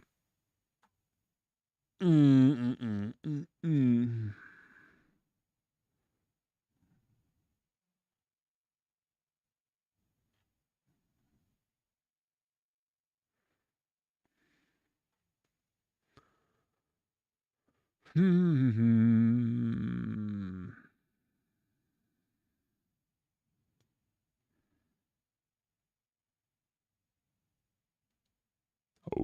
The Middle East conflict favorite. has led to the closure of the Strait of Hormuz, trapping 20,000 sailors in this maritime prison for a full 60 days. With no way to survive and no hope of returning home, missiles roar overhead, supplies have run out, and after some have passed away, their bodies are left to freeze in the ship's cold storage. Despair spreads across every vessel. What the fuck? Chinese captain Liu Ouyang told Chinese media, Holy shit. "We have 21 Chinese crew members on board, and we're facing a serious survival crisis. There's almost no food left, and what's left is already rotten. Prices in the Middle East have skyrocketed after the war." Why did you take He contact with mentioned other that some crew ships members in have the died line? due to sudden illness and extreme psychological pressure. He explained, 我们自从那个战争爆发以来啊，有的船上 Since the war broke out, some of our crew members have indeed passed away. If there is a death aboard, the body must be frozen in the meat locker, and all the other meat has to be moved to a separate cold storage. "Many ships have been stranded for over 60 days. The fresh water is now yellow and murky, and fresh vegetables are completely gone. All that's left are non-perishable dry goods, and even drinking water is strictly rationed per person." Liu Ouyang continued, "The food on our ship is basically spoiled now. We're trying to find anything that can still be eaten, and we're about to go replenish it." When asked if supply prices have risen, he replied, "Yes, it's very obvious. Go Due to fishing! the war, prices What? are Go high, swimming for probably fish. 40 to 50% more. Hey. Cabbages have reached 60 to 70 RMB per kilogram." Aside from survival supplies, safety is an even greater concern. 担心的事情啊，就是其实这个炮弹是没有眼睛的。 The biggest issue is safety. Food and drink are secondary. The shells have no eyes, and there have already been casualties around us. We've heard that the strait is supposed to open many times, but we don't know which one is true. We're also worried that once the waterway opens, we might encounter mines or be suddenly attacked. For the trapped sailors, every day here feels like endless suffering. Another trapped sailor, Mr. Zhang, told the media, "We arrived here on February 28th, and it's been 2 full months. Each ship here has about 20 crew members, and with 1,000 ships, that's 20,000 people. It's getting hotter, over 40 degrees Celsius. I'm on the brink. My mental state is bad. I miss home, and I'm so bored. If you have a positive attitude, you can hold on. If you're running a ship, you have to stay optimistic." Mr. Zhang also revealed, "We're using fuel while stationary, plus the generator uses fuel too. It's about 3 to 4 tons of fuel a day. Normally, when we're running the ship, we'd use over 20 tons of fuel a day. Under normal circumstances, we'd refuel once a month, with about 700 tons of fuel. We're losing money on containers, and they're transporting crude oil, which is increasing in value every day. But with an empty load, there's no cargo, and we still have to pay rent every day, just losing money." The Strait of Hormuz is one of the busiest sea lanes in the world, with about a fifth of global oil shipments passing through it. Since the outbreak of the Iran War, the International Maritime Organization recently stated that approximately 20,000 sailors are trapped in the surrounding waters of the Strait of Hormuz. Due to different statistics, the number of affected ships varies from about 2,000 to 3,200. Data shows that from April 13th to 19th, only about 80 ships passed through the Strait of Hormuz. Since the war broke out, in just 2 months, there have been 29 confirmed incidents of merchant ships being attacked in the area, and at least 10 sailors have tragically lost their lives. Now, the trapped sailors can only anchor and wait in place, under the shadow of artillery fire, awaiting an unknown outcome.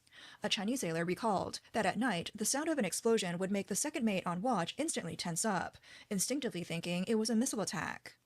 The roar of drones and warplanes has become the most frequent background noise in the area. What's even more concerning is that essential medicines and mental health drugs commonly used by the crew have run out. In the confined cabins and under constant pressure, many sailors' mental states have reached the brink of collapse. An April 22nd report from Chinese media and leave for a FCMAT different mentioned show that a cargo and ship carrying Chinese-made wait the cars war out was or also something. among those trapped. The crew member, Lin Sheng, said that when they heard news from Iran about the full opening, they were very excited, thinking they would finally regain their freedom. However, the Iranian Islamic Revolutionary Guard Corps soon ordered them to return through high-frequency signals. Lin stated that when they realized they couldn't pass through the strait, their mood instantly sank. He said the hardest time was when they were trapped for a whole month. At that point, they didn't even have the energy to complain. Everyone was just sitting at the bow of the ship, staring blankly. The sea was crowded with ships, all trapped like a school of fish waiting to die. Lin Sheng mentioned that even now, the first thing he does when he wakes up each day is to touch the life jacket next to him. The sound of missiles flying overhead has become so frequent that people slowly get used to it, but he still instinctively ducks his head. His only support now is talking to his family through Starlink. He tries to call every 3 days, though the signal is often spotty. Some crew members have suffered mental breakdowns. Holy Crew member Mr. Wong fucking said, shit. "You can try to reduce the This is psychological cruel. impact, but Hmm.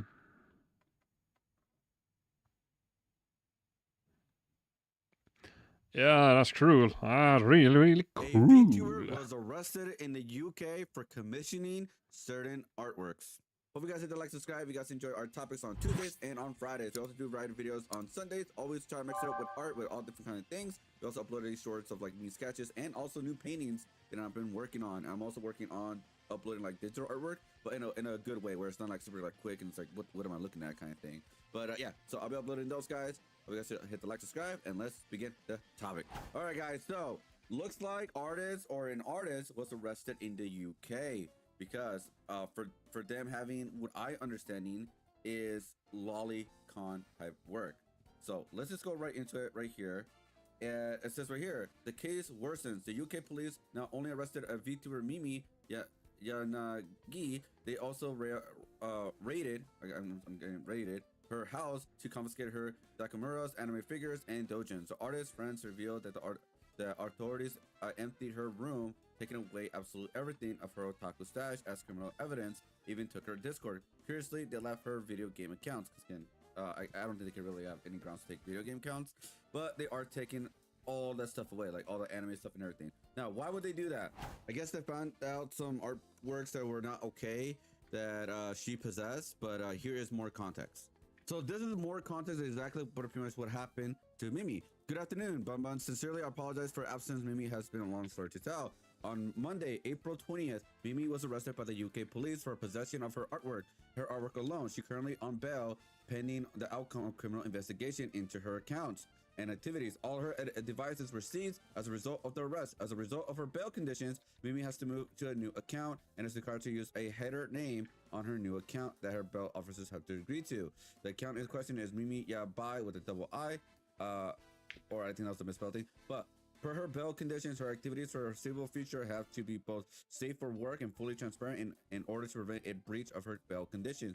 Mimi apologizes sincerely from the bottom of her heart for letting all you down and disappointing you in such way, which I don't know what she let down, but I will say the artwork is very, very questionable. Because guys, I'm very honest about this. I'm not a fan of lolicons or lollies. What do you want to call it? I'm not a fan of lollies. If you guys know what a lolly is a pretty much where in Japan where they draw a character kind of like a little kid, but they make them seem like they're an adult because like they've been alive for a while. They're demons or they are like just No, they it's look just like an little kids, but they're adults. oxygen Like, they've been based going on for a very long- around a certain for a very long aesthetic. time, it seems. And that's not one of my my favorite things at all. Like to see lollies, because I think it's just But super often freaking weird. related That's why one to reason why I young can't even stop characters. watching. What's that one anime? The Seven Deadly Sins. Because there was this guy that was like an adult and Younger he was like in love with a the fairy, usual but it was, like, a little affair. kid, but she was like 1,000 years old. Like I don't know. So it looks like there's more context of this, by the way, by the friend. I guess this is public. I can say it now. Mimi came to me and Momo and at first to talk about this because she's our close friend. They took everything, her taki, I don't know what that is, takis, her figures, her dojin, her Discord accounts, everything except her game accounts. Continuing, this exceeds Twitter debates. Britain has become a totalitarian state. Mimi needs your support now more than ever until she comes to the US or another place. She's stuck, not able to consume any media her government deems problematic. This is the stuff in 1984 warned us about. Well, continuing, what was the specific drawing of? For reasons no one will say or post what it was. It Wait, wasn't a specific how drawing. did I the don't know what government Mimi used to get, a commission, not per se working for character. That's about it. They didn't like that. So I will go a little bit more further and show you guys the examples of the artwork that I could find online. They're safe for work for the most part, but I'm telling you guys right now, to me personally, they're a little bit disturbing. So here is the character in question right here, guys. This is the Mimi character that she created for VTuber. I think it's weird. How? It's a lolly. I think it's like not my, why? like I think it's weird, but it's extremely off. Not 100% when you first look at it, but like when you start like thinking about it, wait, it's like a little kid and dressing like that. That's even more weird. Oh. What is more weird is, well, let me go to the other side real quick. As you can see, you have a necklace, right? Because they have the necklace here. But for some reason, they have panties in transparent version. Why would they need that? Like you know what I mean? Like that, like I'm again, I'm not a fan of it, See if we right? can I'm get not a some fan of it, but it's like good ripple I understand that people here. are arguing that the sense of like, damn, the UK is really coming down on these like people in general, like arresting them for like free speech and creativity. I guess. Again, I'm not a fan, but it's like I understand like the 1984 reference, right? So like I understand why people are conflicted. I 100% get it, guys. Like just because I don't like this type of content. You know what? Should do something questionable.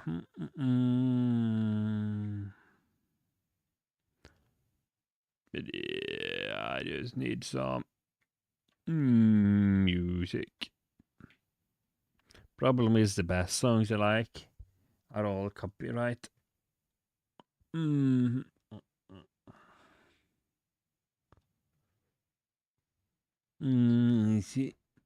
Californication.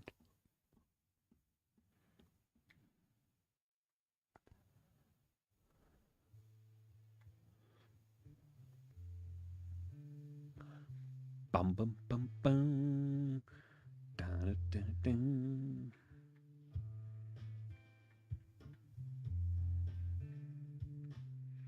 Do, do, do, do. Steel modulation. The girl from Sweden dream of silver screen station. Want this kind of dreams at Californication.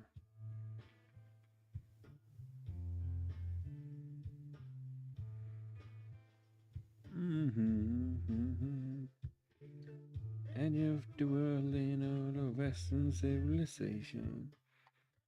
Rising east at least, settle in a final location. I stood at Hollywood says Californication.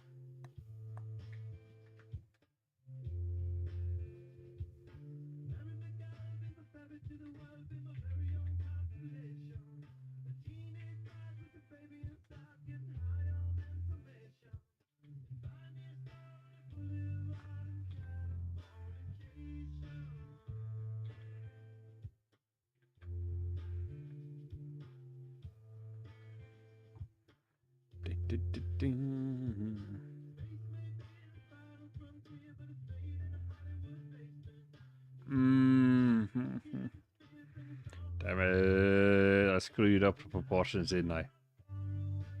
Whatever.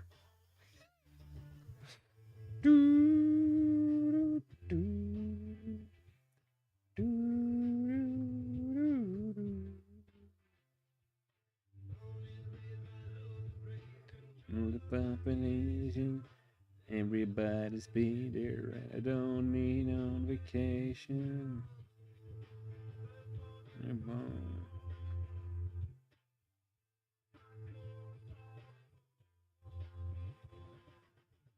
Californication. Dream of Californication.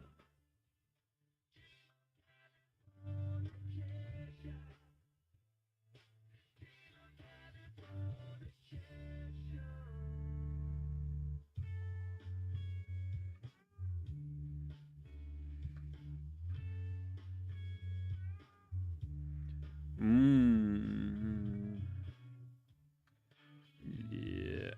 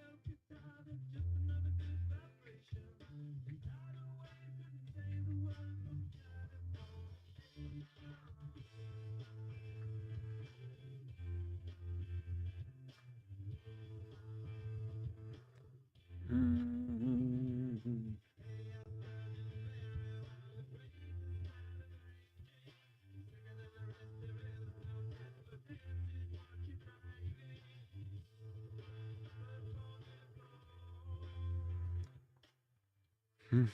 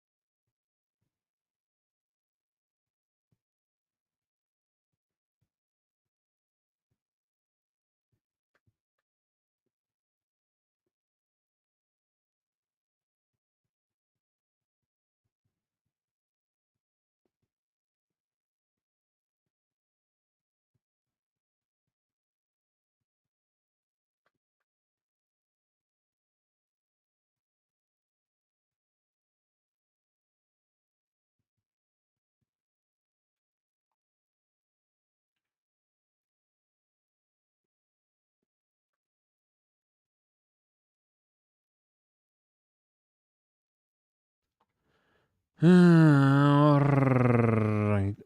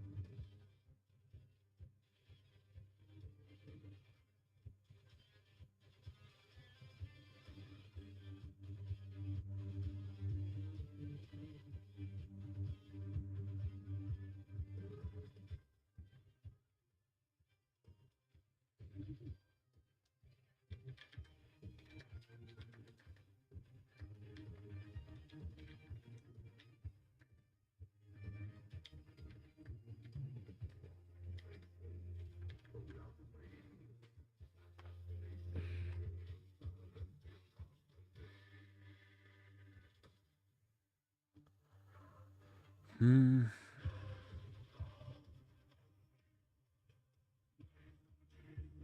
crying.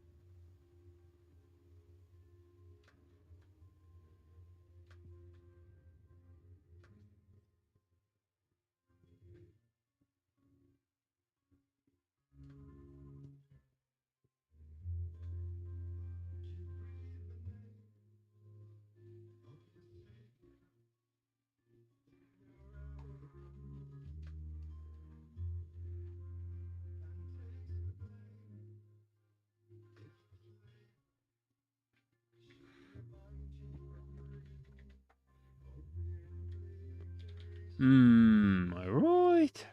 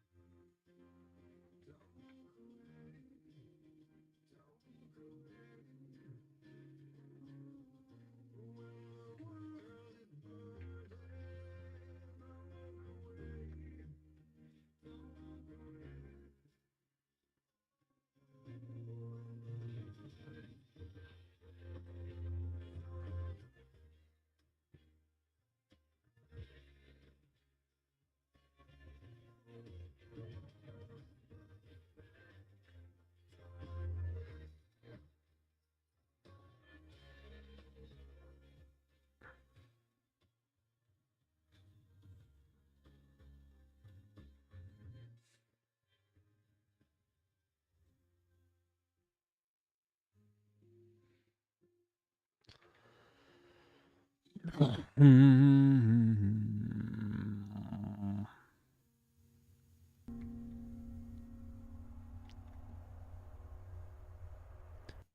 crap.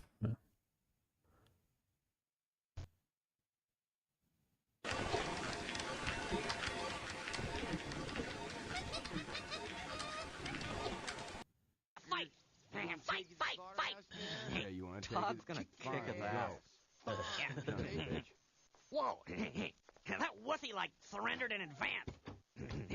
No way, dumbass. They just don't want wussies to watch. We should, like, go and, like, hang out with Todd. Yeah. He'll be like, Beavis, my man, have some chicks. This is gonna be cool.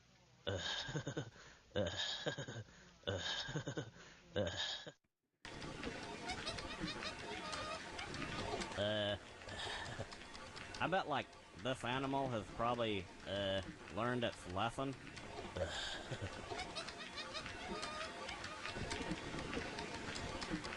Whoa, it's your mom, Beavis. No way, butt munch, it's a monkey. Actually, you're both wrong. It's a chimpanzee.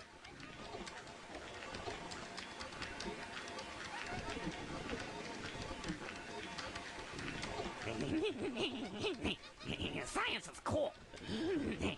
Settle down, Beavis.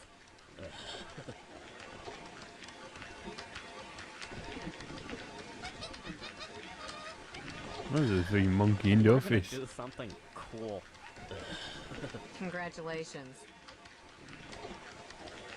Diarrhea, cha-cha-cha. Diarrhea, cha-cha-cha.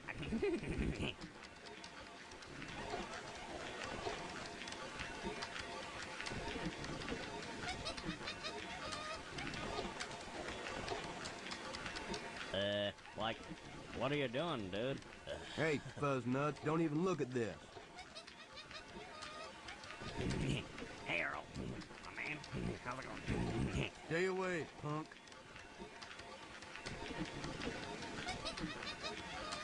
Is that like a rocket? Well, it's fuel, but it ain't for no rocket. Oh, yeah. Is it for a boat? Back off now.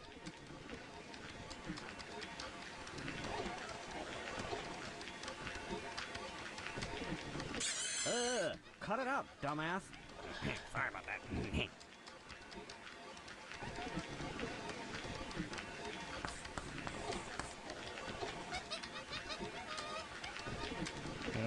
That monkey is really terrible part of the sound loop, I have to say. If you're not good, I'm gonna spank you.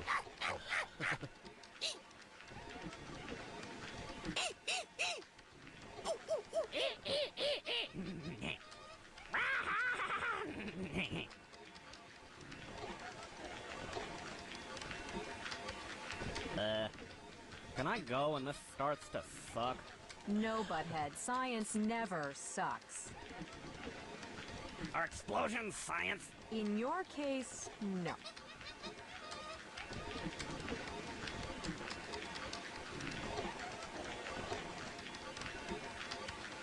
You're coming with me.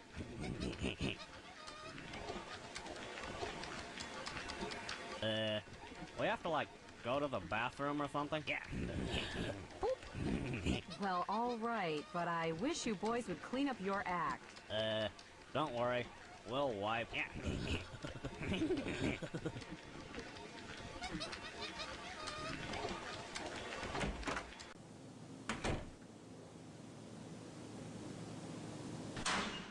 Ugh, it's full of books. What are they for, butthead?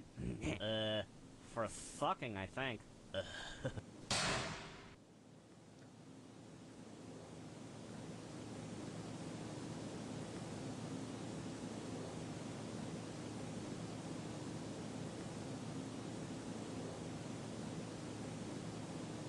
Señor Beavis, ¿qué estás haciendo en mi clase?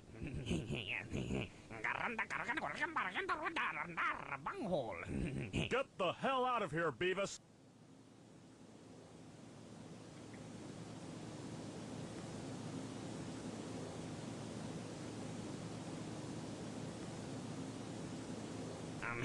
I wonder what this stuff tastes like.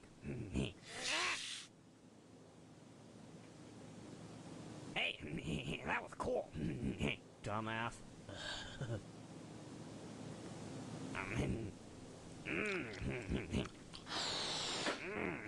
Cool.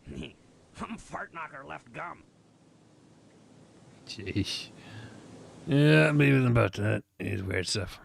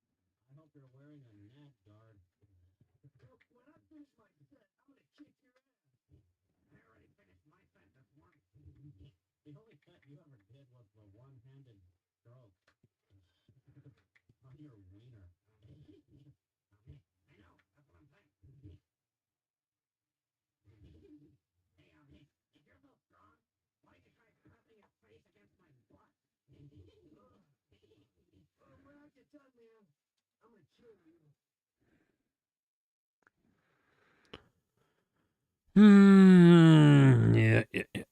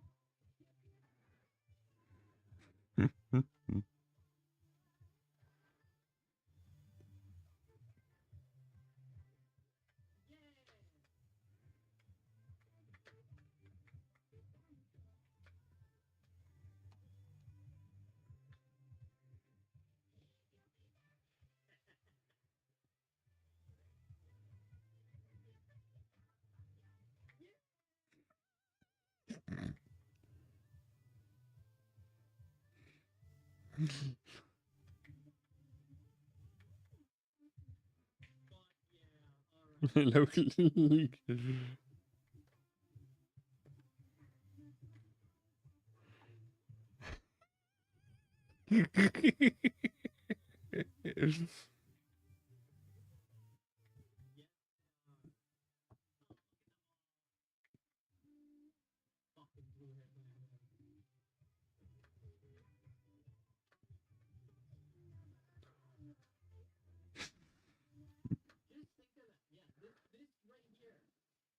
thumbnail. Or it might be, it might be the course. Think about that. Localizers have screwed up so badly that people are now waiting for the day that we can get AI to accurately translate it better because it will do a better job than you do. Just think about it.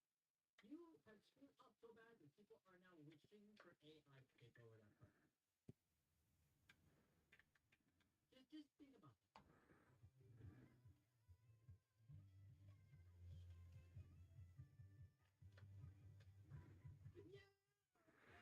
Hmm. Was that meant to say woke? Hold on. Was that meant to say woke? I think it was meant to say woke. Yeah, but it's the W-O-U-K.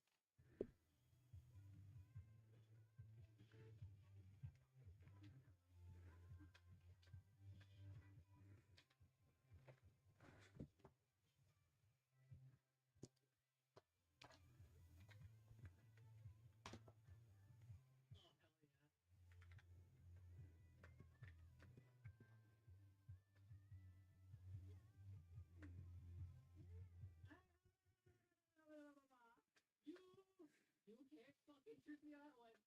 Chibi, Kurohe, and Rev. Not even joking. I have watched I have watched a video for each of them today. I have watched one video for Chibi today. I've watched one video for Kurohe today. I watched one for Rev already today. That is fucking amazing. Oh, that's awesome. They're gonna look camera on it.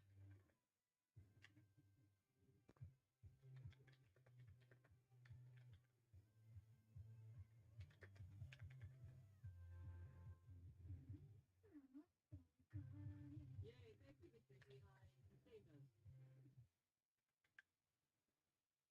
That was great. And that one was better than the college one, probably because this one speaks to me more because I am in the same boat. I'm fucking tired of these fucking localizers. And there is a difference. We now have a new term that we call them a localizer, you know, because they change shit. But like, here's what she says, right? When she's like, What's Konoko are allowed to exist. Trans people have their own anime, right? Don't be greedy, leave everyone's story exactly down. I agree. I don't think you should go into a gay rom-com anime and change it to make everyone straight. I don't think you should do that. I don't think you should ever do that. That's not your thing, right? That's the beauty about anime. There is something for everyone. You got your rom-coms, which are, and that goes into categories. You have straight rom-coms or gay rom-coms, right? You have sports anime, you have your food anime, you have your action shonen anime, you have action romance anime, your fantasy, you have different kinds of anime. There's a story out there for everyone. So don't meddle with it. Just let it be that thing, because then there will be people who go, right? Like for me, I'm never gonna go and watch a gay, Ryuri yaoi anime. Okay, it's never gonna happen, right?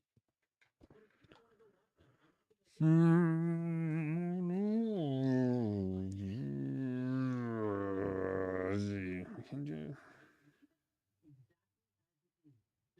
these things have an audience for a reason.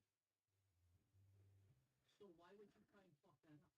Well, because a lot of these people are mentally fucking ill, and they just want to shove their shit in everything, right? Keep the author's intent just as it is.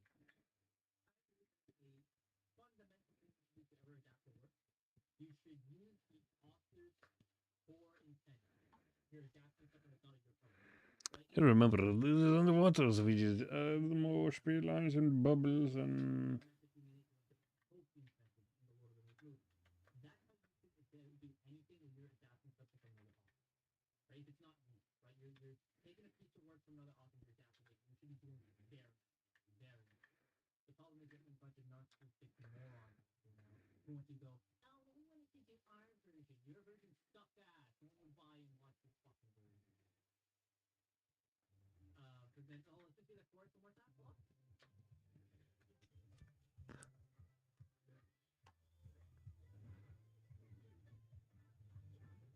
on. Localizers now. Keep your bitch outside of my anime. Localizers can go and fuck themselves.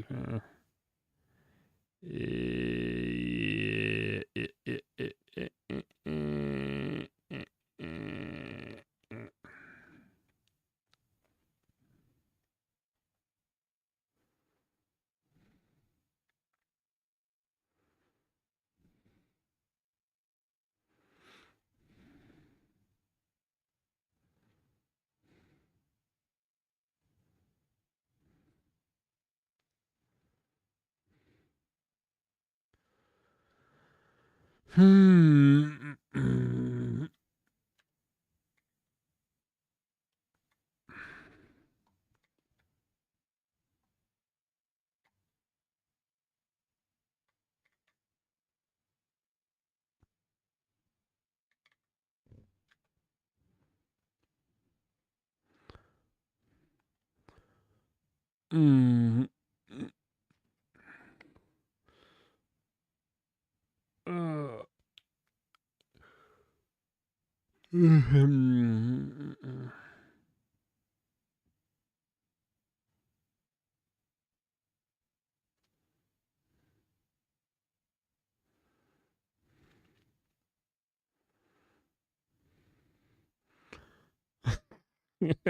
God.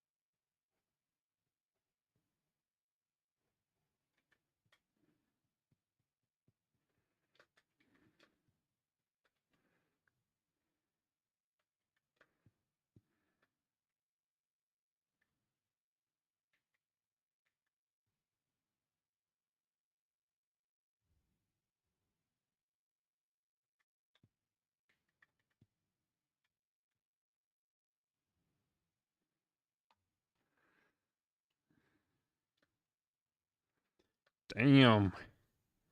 That looks so much better.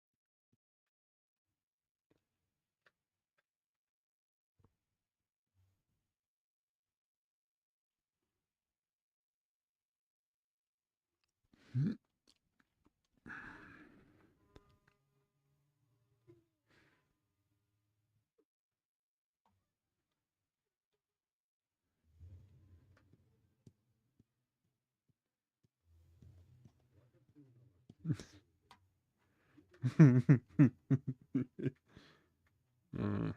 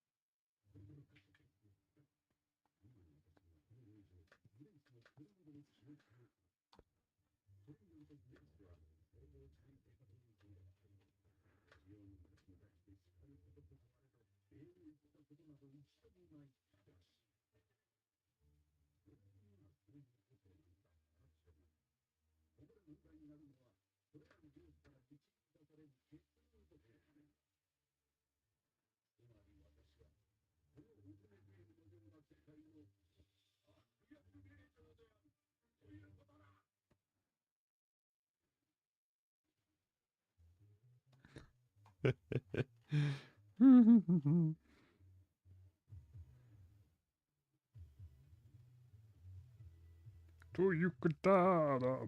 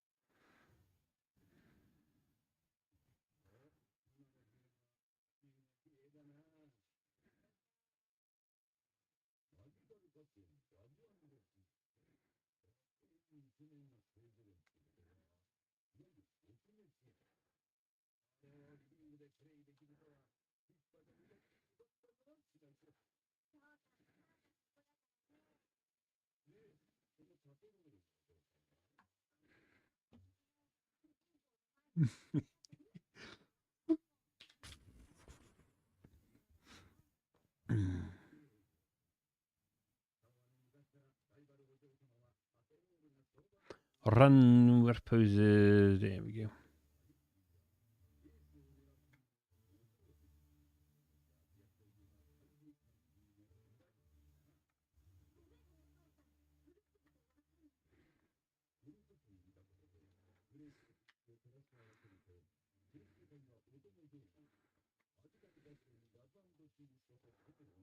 Hmm.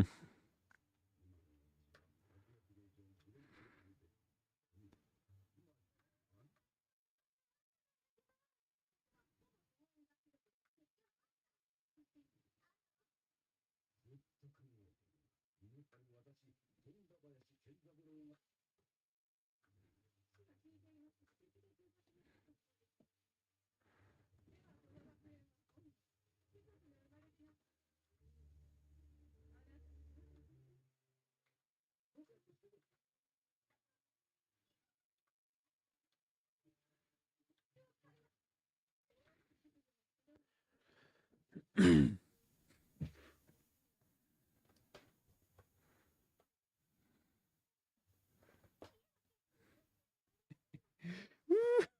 damn, this looks good. Mm.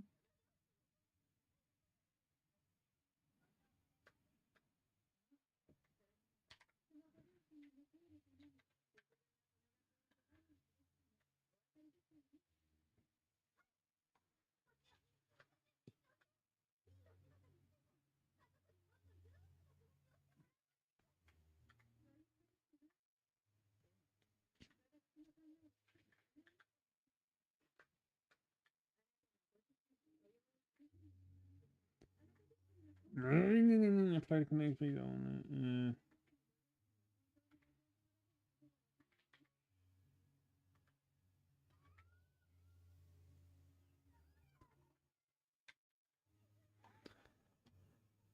Hmm.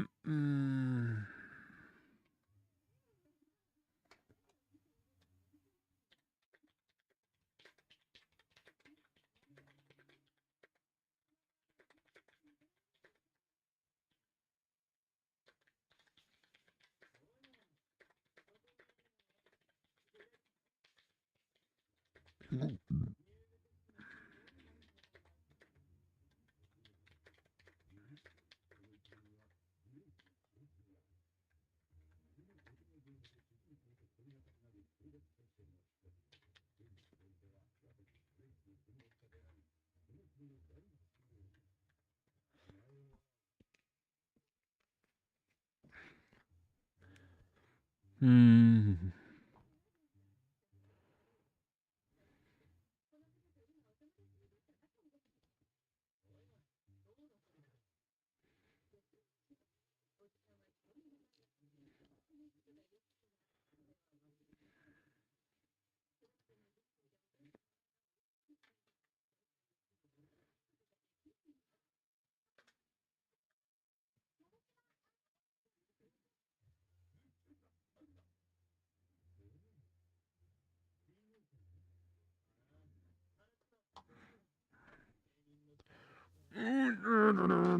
Oh, shit.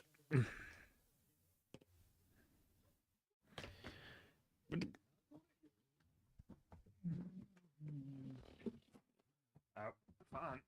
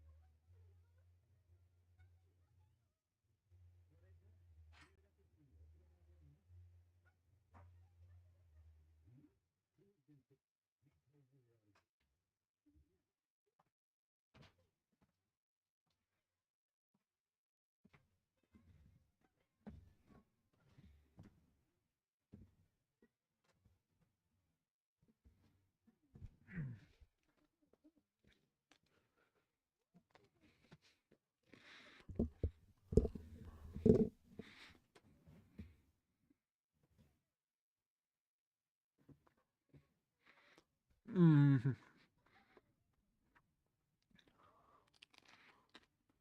Mm.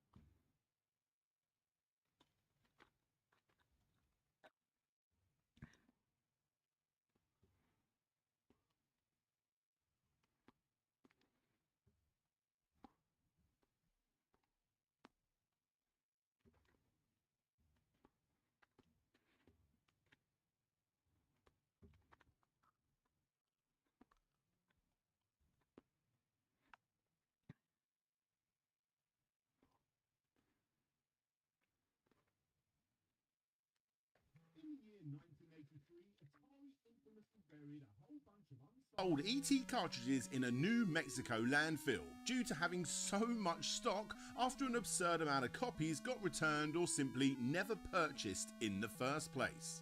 It's a story that's been so over documented and over exaggerated by every retro channel on the planet, so much so that it belongs on a retro gaming bingo card at this point. Another more recent example was the Guy game, a title that was recalled and pulled from shelves, but this time, not because the game was bad, I mean, it wasn't great, it was a trashy FMV trivia game aimed at the lad mag demographic. But the reason it was recalled was because one of the young ladies featured in the footage was discovered to be underage. Yikes. But what about games that got recalled purely because they were terrible? Games so fundamentally broken that the people working on them were more ashamed than a teenager polishing his joystick with the incognito tab open. I'm talking about games so completely unplayable and so god-awful that they got recalled, deleted, and if the game devs have anything to do with it, completely A war's broken over the forgotten. table lamp Oh no, we you've got hold here YouTubers like in me that the... like to bring them up years later. Seriously, if you want to play some of these games today, good luck finding them. And look, with that, let's not hang about, let's get straight to our first entry and talk about a game that you may remember actually not being that bad.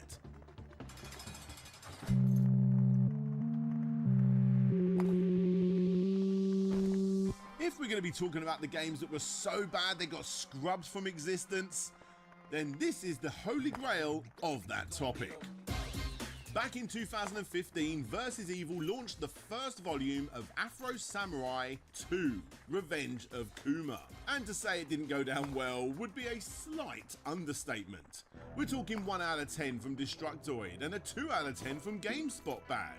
The original 2009 Afro Samurai game, the one you remember, wasn't a flawless masterpiece, but it did have a massive cult following, a killer soundtrack and decent hack and slash mechanics. Fans were genuinely hyped for a sequel, but what they got instead was a technical disaster class. The frame rate was a literal slideshow, the audio lines constantly talked over each other or were completely desynced, and the combat was a button mashing nightmare where half of your inputs just simply didn't register. But it's what the publisher did next that was truly unexpected. You see, in the modern digital era, publishers usually just slap a "we hear you" post over on Twitter, push out a half-baked patch 6 months later, and then run off with whatever cash is left over. But to their credit, Versus Evil didn't do that, and they didn't just stop selling the game, they completely pulled the game from both the PlayStation Network and Steam. They instantly cancelled the planned volumes 2 and 3 and voluntarily issued blanket refunds to Indestructible pressures everybody who made bought of it. slate. The general manager at the company, Steve Escalante, famously went on record in interviews and flat out called his own game a failure. He stated that they just couldn't, in good conscience, release the rest of the trilogy, not after the terrible reception that the first game got. It was the ultimate digital seppuku. You know, when ninjas kill themselves? Yeah, that analogy works. Because Afro Samurai 2 was a game so bad they literally gave everyone their money back, burned the servers down and tried to pretend that it never happened. And look, you know what? Fair play, I suppose. Obviously the ideal scenario would have been a good game, but refunding everybody and calling it a night isn't the worst backup option. Now, let's move on to one that is far more controversial. Let me pay for your horse. Alright, into this entry, we really need to go back and look at David Braben's other game, Elite. Back on the Commodore 64, Elite had an infamous quirk where the docking computer's limited 8-bit AI would sometimes fail to calculate your approach angle and just smash your ship directly into the side of a space station, completely destroying hours of unsaved progress. It was an absolute nightmare. And because of this, rumours of a product recall started to do the rounds. However, those rumours were nothing but, well, rumours. Because besides this, it was a great game and players just had to deal with it by learning to dock manually and saving constantly. Now jump forward to 1995 and David Braben had found himself in a fairly similar situation. Although this situation resulted in him suing his own publisher. The game in question was Frontier, First Encounters for the PC and Amiga. GameTech, the publisher, was allegedly bleeding money at the time and desperately needed a massive hit, so after missing the Christmas holiday season of 1994, they basically forced the game out of the door for Easter of 1995, whilst it was still very much in a pre-alpha state. The end result was incredibly buggy. It was essentially unplayable for the vast majority of people who bought it. We're not just talking a minor graphical glitch here and there, we're talking save files completely corrupting, the physics engine breaking so badly your ship would fall straight through solid planets, and mission logic that was literally impossible to complete. The scale of the game was a full simulated galaxy, which meant there was an infinite amount of space for things to go wrong. Braben was so furious about this that he took his publisher GameTech to court. He sued them for a breach of contract and because they forced him to release an unfinished product and therefore ruining the reputation of his studio. GameTech tried to stop the bleeding by mailing out floppy disk patches, which was an extremely rare thing to do by 1995 standards. Either way, the damage was done. The physical release was such a commercial disaster that it eventually had to be pulled from store Shake shelves his head. and replaced with an updated version. This legal battle ended up becoming a grueling slog that went on for years, and here's the craziest part, there was no cash payout at the end. Why? Because by the time they settled out of court in 1999, GameTech had already filed for bankruptcy in 1997. They changed the case from fighting for a giant bag of cash to a fight for the rights of the IP, which Braben thankfully got. Since then, the game has been heavily revised and reverse engineered by fans of the Elite series, and since then, updated versions have been released that give the fans the ultimate version of this once bug-ridden game.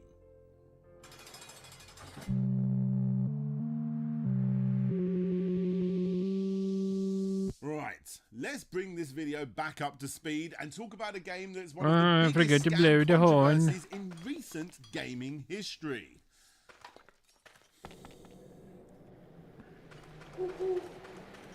The Day Before was heavily marketed as a massive open world survival MMO that was going to rival The Division and The Last of Us. The cinematic trailers looked incredible and the hype train went so far off the rails that it actually became the single most wishlisted game in all of Steam. But the warning signs were there from the very beginning. As an example, the developers body muted. famously asked Okay. unpaid volunteers to help make the game. Always a sign of a quality product, right? However, my absolute favourite part of this whole circus was the time that they got legally body slammed by a literal calendar app. Yep, it turns out that Funtastic never actually bothered to properly trademark the name The Day Before. So, in early 2023, the game abruptly got ripped off Steam and their trailers got yanked from YouTube. Why? Because a South Korean company who made a massively popular anniversary and birthday countdown app, also called The Day Before way back in 2010, rightfully protected their existing trademark. Imagine that, a supposed AAA game getting completely wiped out by a lifestyle app. Naturally, Fantastic went on Twitter to post weird defensive statements blaming the calendar app for sabotaging them. Always a sign of a quality product, right? Either way, when the game finally launched in December 2023, the mask completely slipped, People expected an open world survival MMO. Actually, what am I saying? Nobody believed them by this point. And rightfully so. It was a buggy extraction shooter absolutely stuffed with cheap asset flip locations bought straight off of the Unreal Engine store. Players were falling through the map, the servers were constantly on fire, there was no melee combat, and the zombie hordes they were promised, well, you were lucky if you saw two identical zombies flopping around in an empty street. And with that, 4 days later, after the day before, the studio completely shut down. Well, I suppose that would be 5 days later? Either way, 5 days, 4 days, whatever, it was pathetic. The CEO put out a ridiculous statement essentially blaming gamers for expecting too much. Steam even had to step in and work with the publisher to automatically refund every single player, even those who had played way past the standard 2-hour refund limit. And with that, by January 2024, the servers were officially killed, making any installed copies literally dead code. The game effectively ceased to exist less than 45 days after the launch of the day before.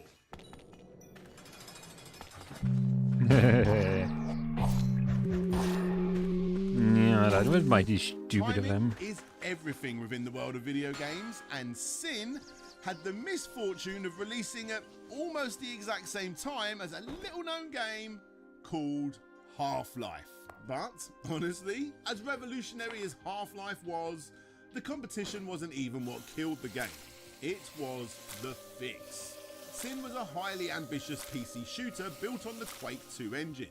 It featured interactive environments, location-based damage, and a truckload of that classic 90s edge, led by its protagonist, Colonel John Blade. But when it launched back in 1998, it was notoriously broken right out of the box. Level loading times were atrocious, enemies could snipe you through solid walls, and the game would frequently hard crash to the desktop.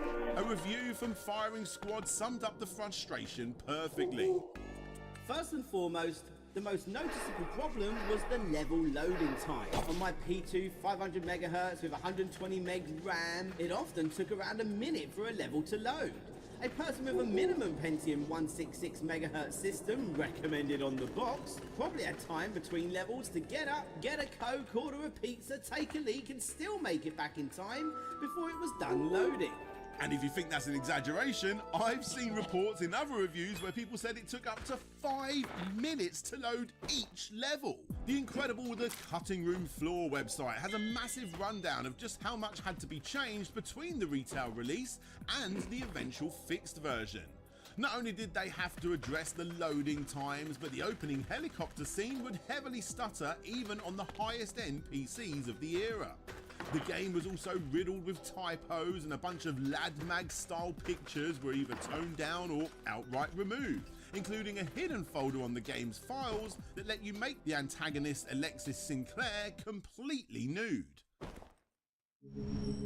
And best of all, they finally fixed the final boss, who in the launch version would often just stand there in a T-pose, letting you kill him without a fight. In order to fix this, the company quickly put out a 20 fine. I'll just put it on guns. Now, I know what you younger viewers are thinking. Dan, 20 megabytes is a microscopic file. Well, in 1998, broadband wasn't a thing. We were all rocking 56k dial-up modems, meaning that 20 megabytes meant tying up the family phone line for an hour or so, praying that your mum didn't pick up the receiver to call Auntie Susan and kill your connection at 99%. And the kicker, that patch, yes sure it fixed some things, but it also completely corrupted your save file. So if you was one of those people that siphoned through the game and got, say, halfway through, your reward was to start again. Eventually a massive 31 megabyte patch was released to fix the fixes, but by then the damage was done. The launch was so broken and the patches so obnoxiously large that many gamers just gave up. Retailers were hit with so many returns that they simply processed the refunds and stopped restocking the game entirely. It's a genuine shame because, unlike other games on this list, Sin is actually a bloody good game with a dedicated cult fan base. But because of the rush release and the impossible task of standing next to Half-Life, it's often forgotten.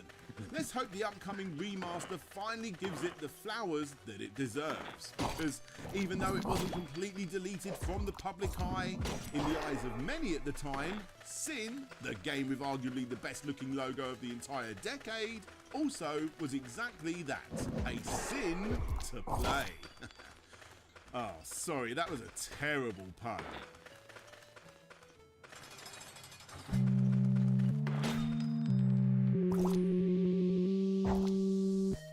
Oh boy, this one. This one is often regarded to be one of the worst PC video games ever made, and the perfect example of a company choosing greed over gameplay. Extreme Paint Brawl. To call this a new game in 1998 is a massive stretch. It was essentially a no-effort total conversion mod of Duke Nukem 3D that the developers had the audacity to put in a box and sell for full price. They took the legendary yet aging build engine, the same one used to create masterpieces like Blood and Shadow Warrior, spent exactly 14 days swapping out all of the assets, and then shipped it. The developer literally admitted later on that he didn't know how to code AI routines. So what was his grand solution? Terrible color model slides compared to the vast collection of the crystals beneath our desert. I couldn't quite have heard an enormous amount of crystal required for construction of Your AI teammates would constantly get stuck on walls or just start shooting you in the back. It was a bizarre, barren wasteland of a paintball course where even the menu buttons didn't work half the time. It was so bad that it became an internet meme before internet memes were even a thing. Basically, what you had here was a total nothing burger. The sort of game that didn't really follow any of the established rules of a first-person Don't be shy. shooter. Take the controls, for instance. Evidence with my WASD wasn't Elin. the standard yet, so most shooters use the arrow keys. But not this one. In Extreme Paint Brawl, if you wanted to move forward, you had to hold down the right mouse button. Because, well, obviously.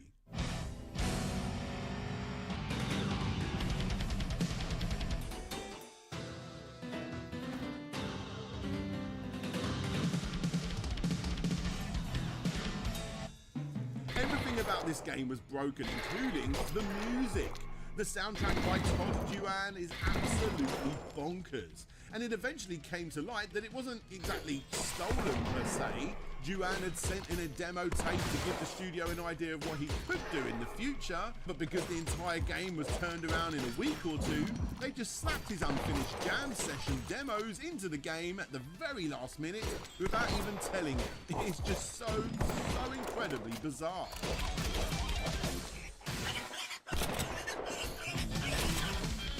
Now look, a non-violent first-person shooter on an older engine while the likes of Quake 2 were dominating the scene, you've got to give them props for trying something different. But trying new things only works if the game actually works. My god, all I can say is a massive apology for even showing off Portal in the same segment as bloody Extreme Paint Brawl. The fallout from the release was swift and brutal. Retailers were absolutely flooded with angry customers demanding their money back, and the return rate was reportedly near 100%. The publisher Head Games had to effectively stop distribution almost immediately to stop the financial bleeding. It disappeared from supermarket shelves almost as fast as it had appeared, because it was, for all intents and purposes, a broken, unfinished piece of software masquerading as a premium retail release. But here's the kicker: despite being a literal disaster, the game never truly died. Because it was so spectacularly awful, it developed a strange, so bad it's good cult following. People actually started releasing their own unofficial patches to fix the broken AI. And the crappiness became a badge of honor for a dedicated fan base of digital masochists. It was so weirdly successful in its failure that it actually spawned a series of sequels too. Each one just as janky and terrible as the last, but I suppose by this point, that's kind of what they're going for. It proves that in this industry, you don't have to be good to be immortal. You just have to be a big enough train wreck that people simply can't look away. Hey there guys, thanks for checking out the video. An extra big shout out goes to everybody out there that's hitting subscribe, the thumbs up button, all that jazz, because, well, I've been getting quite a lot of subscribers lately, a lot of new members to the Patreon and the YouTube memberships. Yeah, you guys are really enjoying the content, and I've really enjoyed making it. Genuinely, like, I'm really, Almost really had enjoying it, this but at the moment, and, I think no. it just seems to be working quite nicely, so thank you guys for sticking around. And thank you for checking out all of the latest content, including this video. Yeah, if you haven't subscribed or given the video a thumbs up, comment, sharing, all that jazz, you know what us YouTubers say, but it genuinely does help in a big, big way. But not as much, there's your segue, not as much as the names that you see down there. All of these people financially support the show via Patreon and via YouTube memberships, and they allow me to make these videos practically every single week. They get exclusive videos as well, like the extended versions of previous videos that will never go public, and you know, Kick Scammer News videos, which are completely exclusive to those guys as well. And when I can, I get these videos up early for them as well. So if you want to check out the Patreon, the YouTube membership, and check out the Password Zone, The level of some riding. Yeah. There's links down below to go and support the show over on Patreon.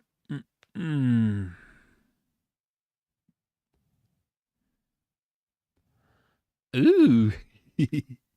Hey, we have to throw something grim in here before we get into the lighter stuff. Yeah, Chengdu. So in Chengdu, a Chengdude, a man, did a Revenge on Society attack. Today, the 1st of May. Today. And we cannot show, even if we censored it, we cannot show the footage.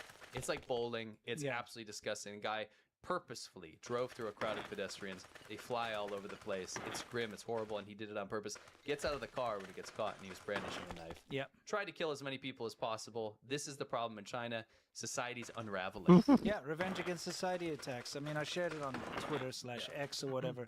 But it is horrible because the guy waits for a bunch of people to cross on a zebra crossing, a zebra crossing, and then just rams through them, sends them flying. People are saying at least 10 people dead from it, at least. But it happens almost daily now in China. It's a very big, serious problem. I made a whole video about it on the Serpent Today channel. Yeah. I call it China's murder season because it seems to ramp up every year. Yeah. And then you just have them almost back to back. And it's been happening. It's disgusting. But that's why there's so many bollards. Yeah. Okay, it's to try and prevent this from happening. Government mandate. Yeah. So in Bollard Report, we show you a couple of little traffic accidents and so on. So let's take a look. Okay. Wow. Yeah. Wow. Oh yes, this is just an interesting one. I was kind of curious. Look to the left. Like, yeah. How would you feel if you saw that? Look at this. Yes. Roberts and Bollards. They had to get the Robert. And notice how he's using remote control. Always remember this, guys. I know we speak it up until we get long in the tooth, right? Yeah, yeah. But the Roberts, the robots, are remote control toys. Yes, They're not autonomous. So obviously he has to guide them through those Bollards. Yes. Isn't that an efficient way of... I mean, why doesn't he just put on the uniform and do the job? I know. You know what I mean? It's redundant. Yes. Now, here's a situation where they could have used more bollards. Yes. Should have had a lot more bollards. This car drove straight into the wet markets. Yes. By the way, this is where people, in general, will get their food every day. They go to wet markets like this. Right, so you are telling me... And, random vegetables of unknown origins just lying around there on tables, and you go buy them. Jasma is There's okay. no way that China has a food safety Bane standard, puts because a you can never debuff tell. on You me can't as tell well. where any of this stuff comes from. It's usually Well, that's I not... was growing them on the side of a That's not nice. with sewage. Yes. Yeah. So you never know, right? You never know. Anyway, this guy flew right in there. I guess he wanted to get his early meat. Early meat. You know, is he's that like, a thing? yeah, he's like, get it before everyone's fingered it, you know? This is cool. You know they do that. No, I'm being serious. Hmm? That's you. That's you. That's all on you. That's you. Yeah. That's you. Anyways, kind of wanted his early meat. Yeah, check this out. This is in Guangxi the other day. Yeah. There's a landslide. Yeah, it's just lucky. So those boulders come yeah. down. Oh insane. man, it whaled that. I don't think anyone was in there. No, no one was in the truck. But man, windshield wipers gone. But check that. Check out this. Yeah. Look at the boulders are just enormous. You can't tell when they're rolling down. Yeah.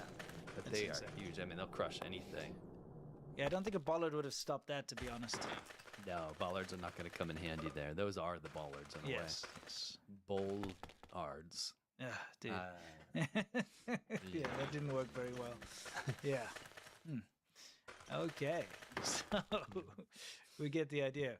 Yeah. Let me check it out. Well, this guy threw a cigarette at the guy. And Oh, yeah, eventually gets brutally stupid.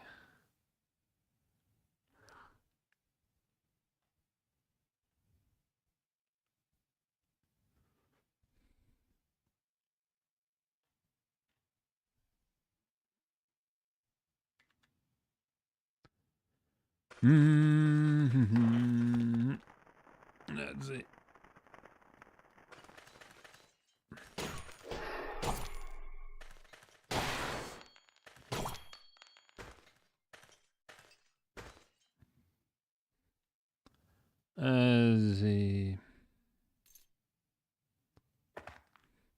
I was my ride.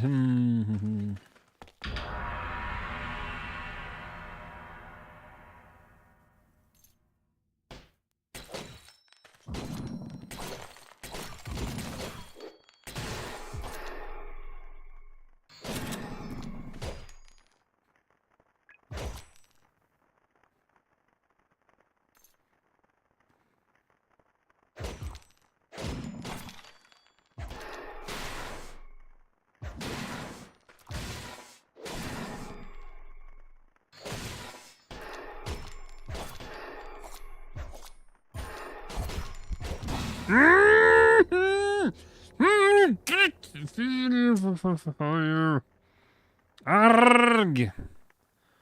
Arg! Yes, come.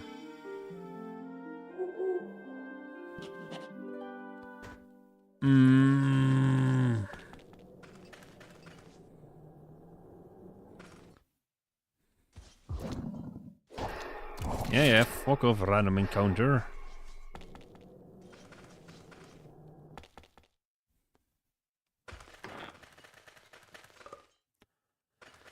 So close to beating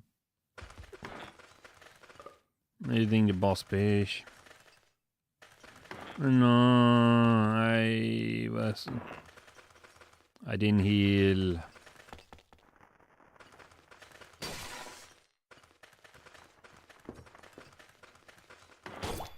Ah, fuck. These random monsters spawning all over the place.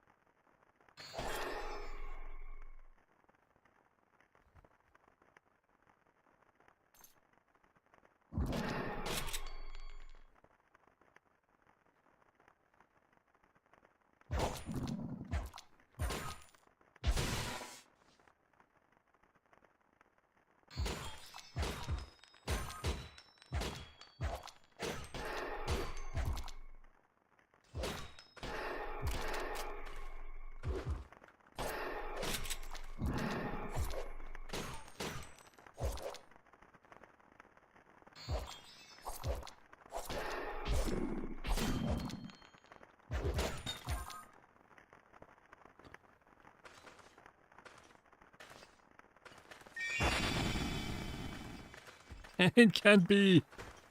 Yes, it can be.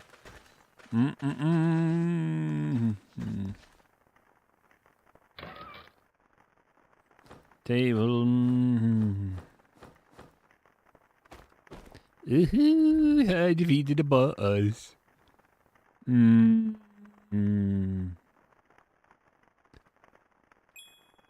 Oh, yeah.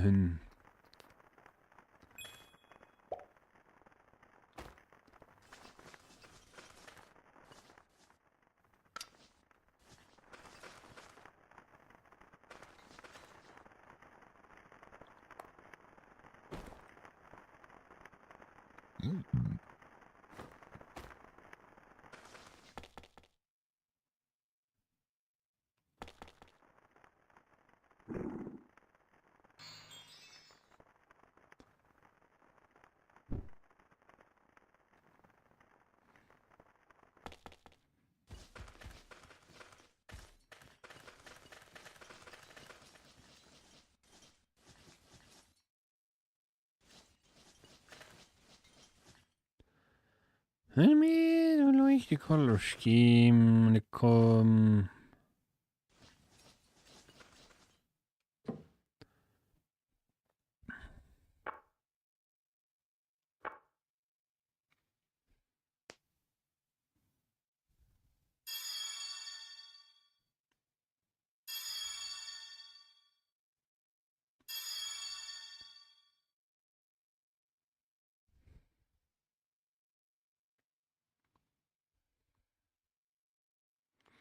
It's called Ancient Civilization of Ram-Ido. It's called One That Never Fades. Light the shattered memories with dead. The tears that fill the planet are mana or ether. Found enough souls to remember. Quickly spread among people. Yeah,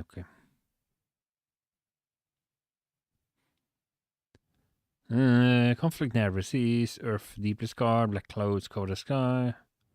Ether depleted, and the planet was transformed into a hellhole, and winter came eternal. The trees survived winter. The forest was Gwendale. Dancing in the wind. Oh yeah, so the tree purified the planet.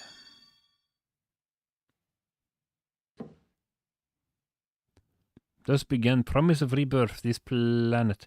100 years has already passed since the Windale have ceased. O daughter of forest, no mortal yet to hear my voice. My name is Unir, the companion of the great unyielding tree. The first being and the mother of all living things in Ylva.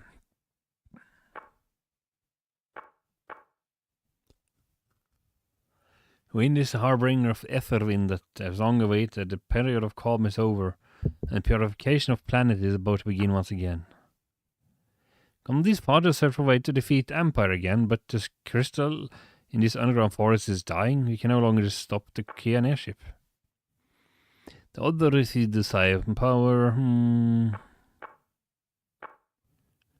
The wind is lost. Ooh, they actually put in somewhat cutscene and a couple of animations. Let's go in the report.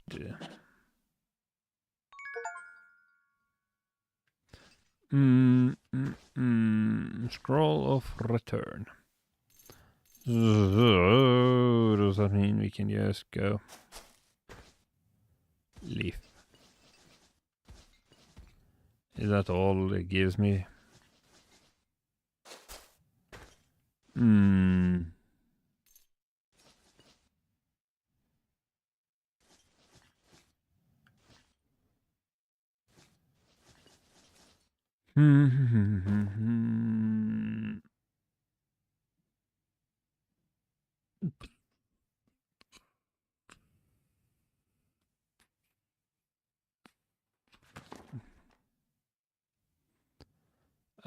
No.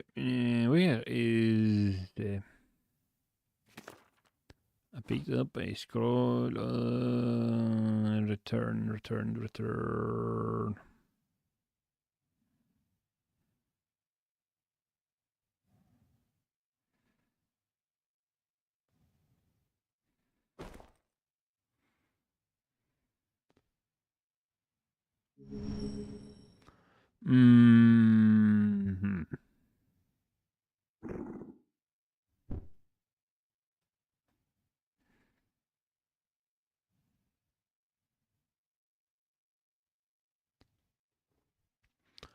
Okay. Where is that? I did collect the scroll. Summon shadow. No.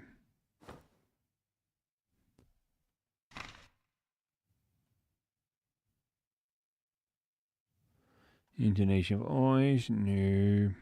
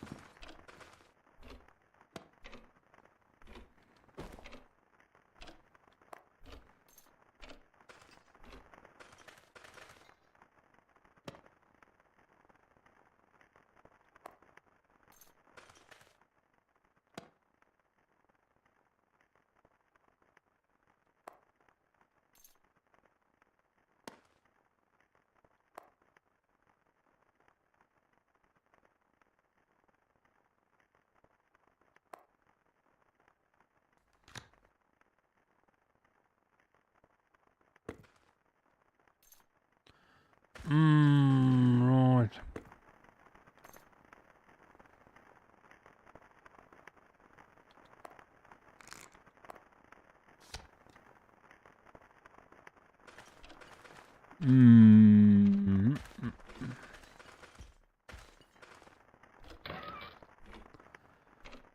They can get rid of the trident and this one.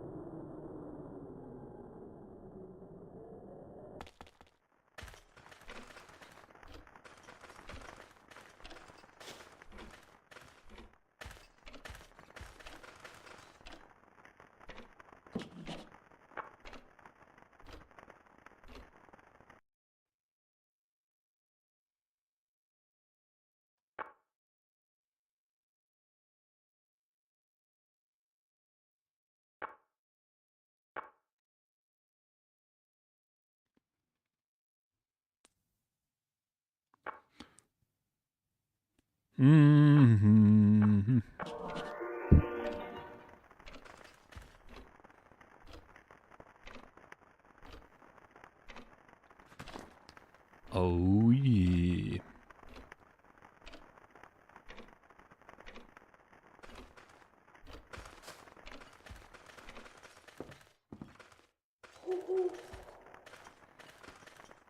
Does that mean I'm just gonna leave and disappear and I can't get the card anymore or some shit?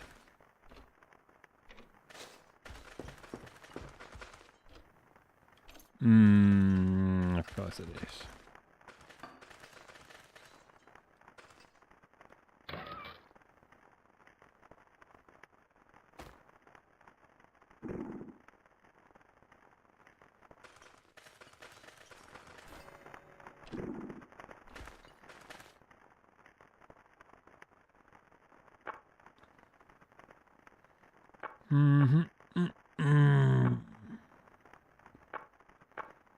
Memories of the decayed crystal. If I were ruled by emotion and desire.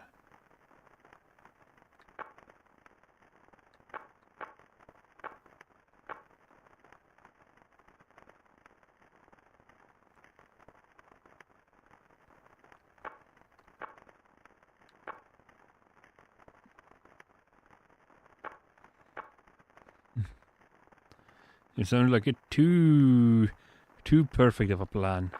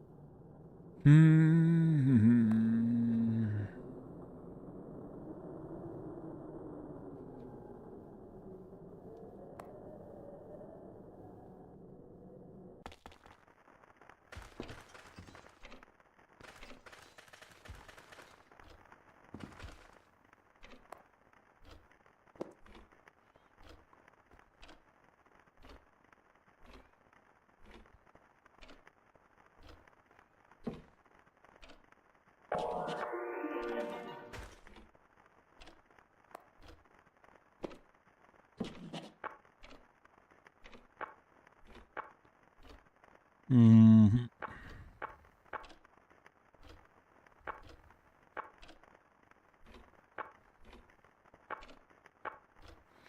So turn red out to be fake. Ah, yes. Sol, you got Sol bad there. Yeah.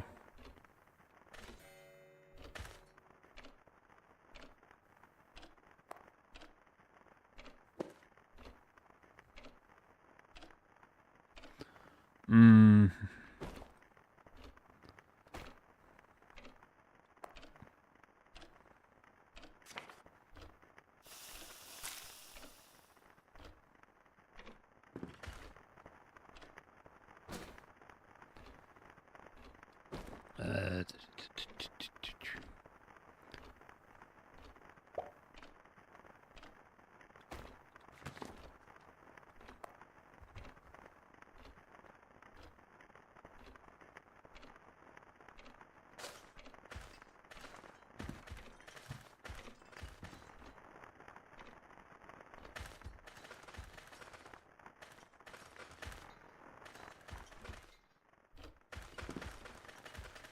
Where did our little twerp go?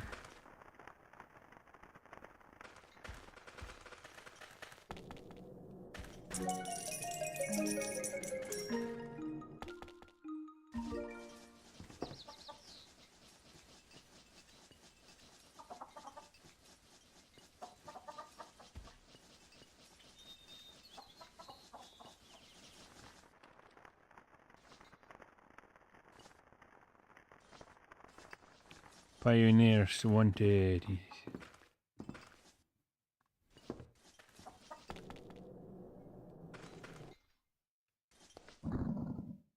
Void, yes.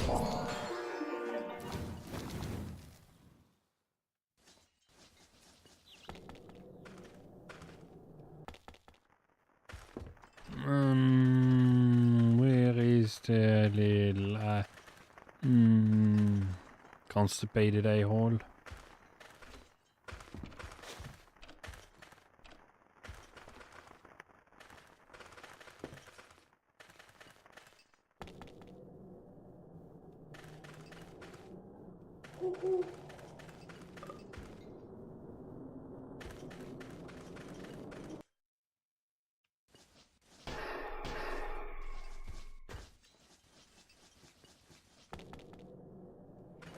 Yeah, you know what? Just gonna go to Mycelia. It's down here and to the right.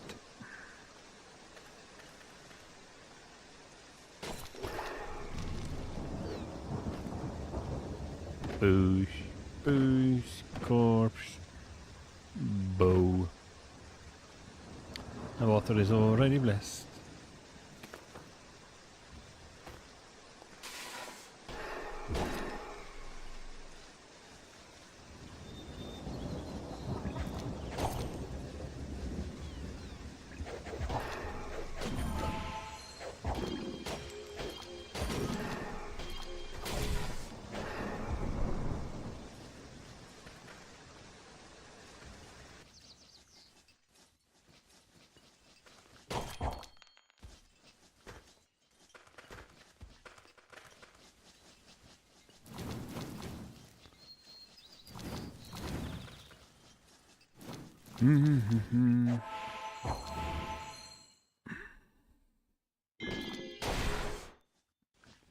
Oh, it didn't drop any meat.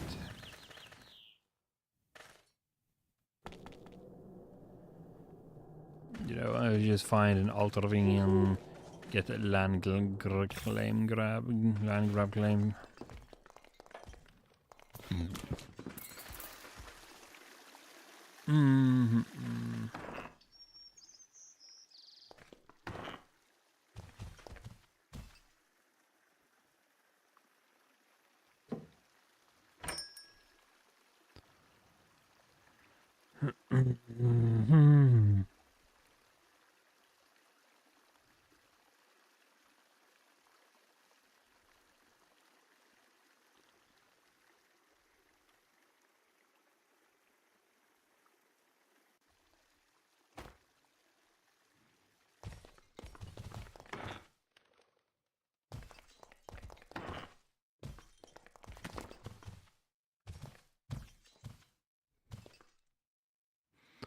Yeah.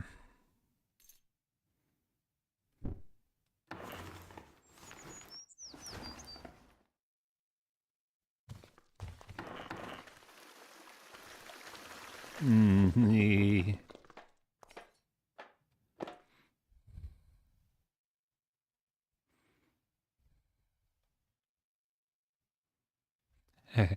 I just stole the dog body pillow.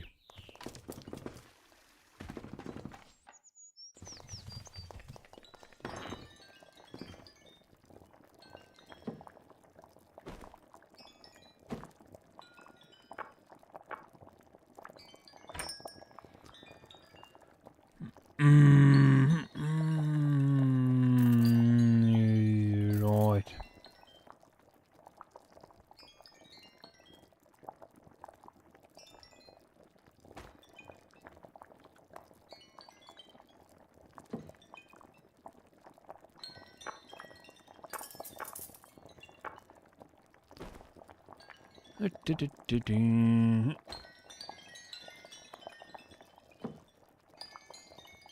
Identify.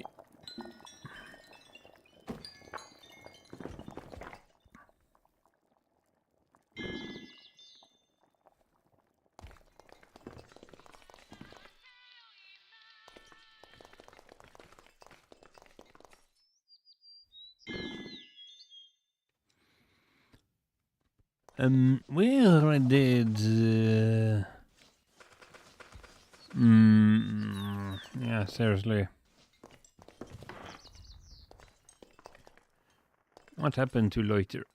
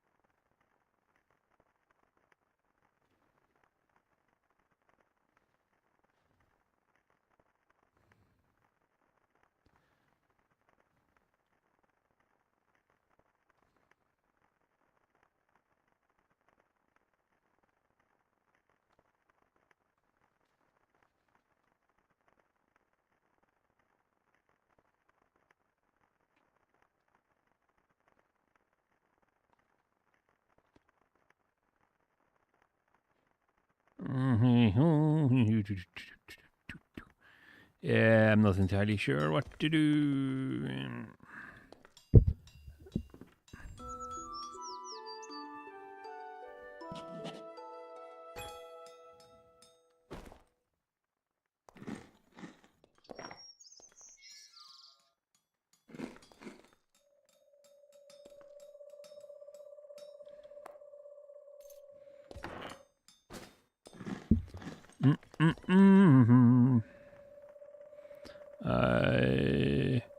Your magistrate.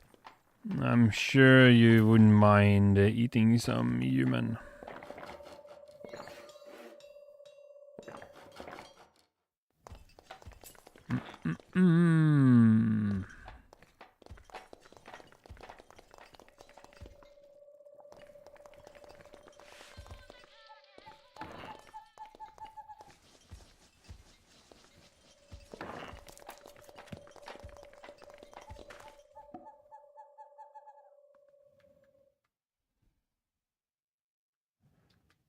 Um.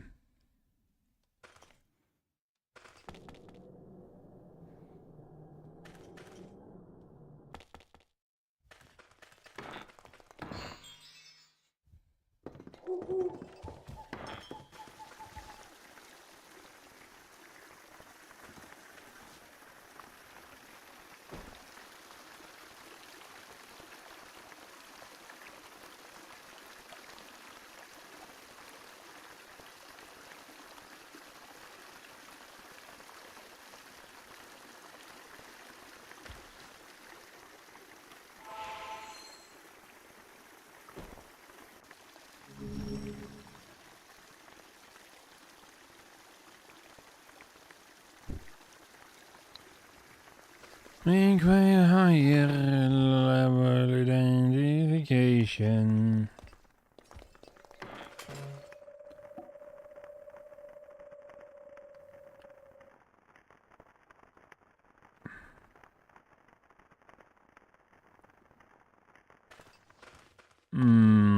Of course it does.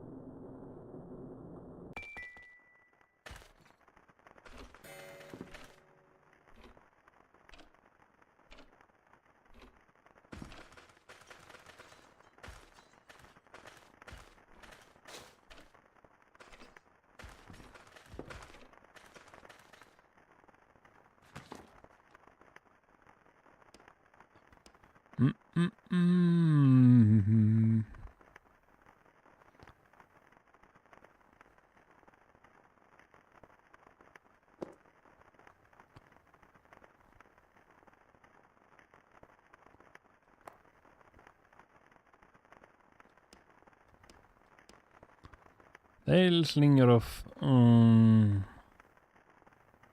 Snowputted med.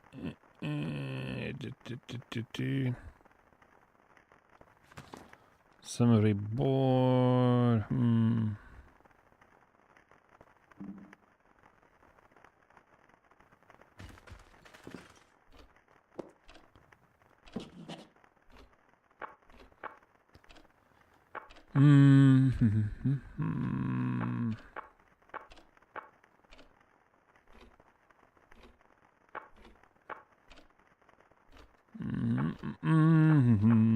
Shelter alchemist.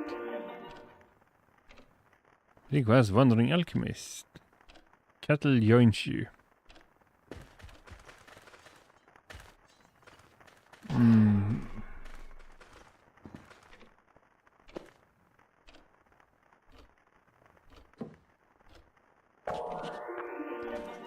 You wanted the stone marble? Here it is, globe. No.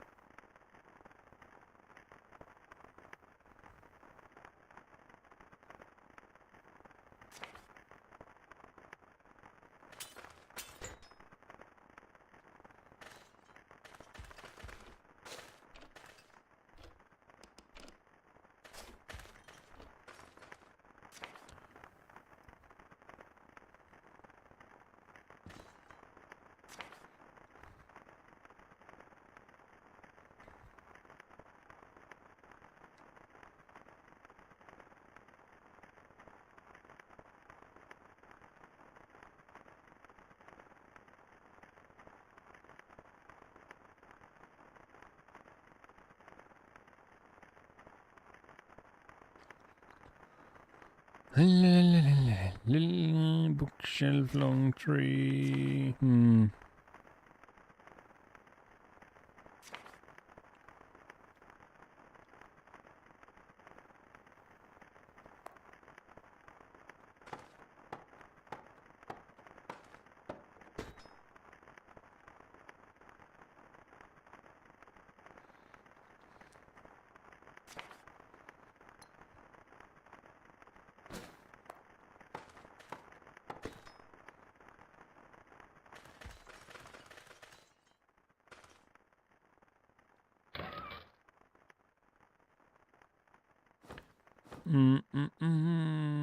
Stupid long chair, yes. Let's get rid of some stuff. Welcome. Don't read his toy shield. Kale shirt. Oh.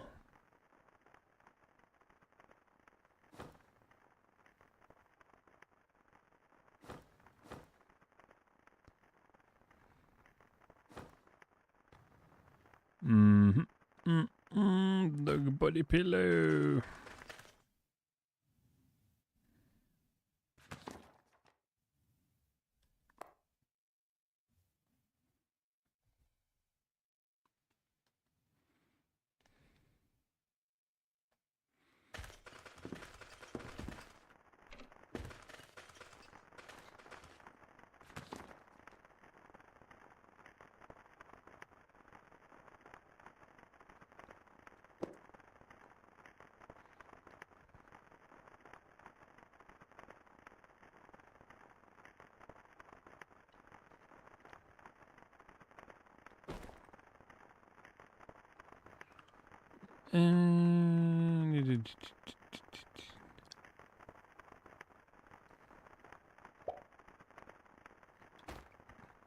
Inquiries mic are similar. Right, are you taking a mic out of me? Flooring. No, that's not the right workbench. That's the furniture tinker.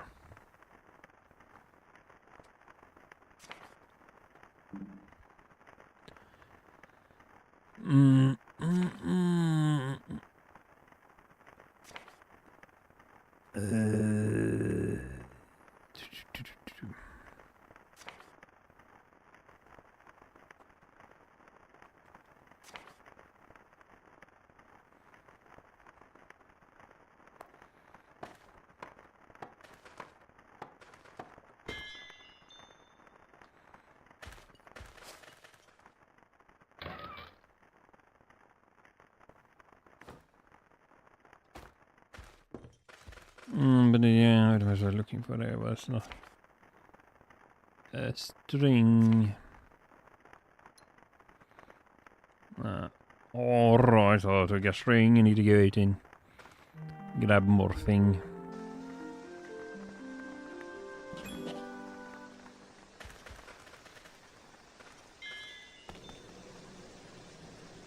Weed campaign. Holy shit. That thing is getting some traction. Why weed pulling campaign? I don't get it.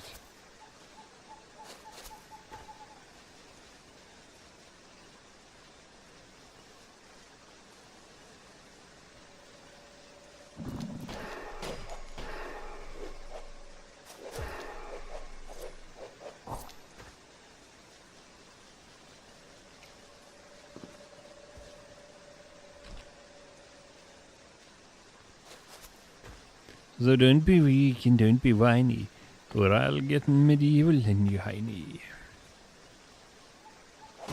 Bye, butter's American pie. My Chevy to the levee, but the levee was dry. Good old boys drinking whiskey and rye.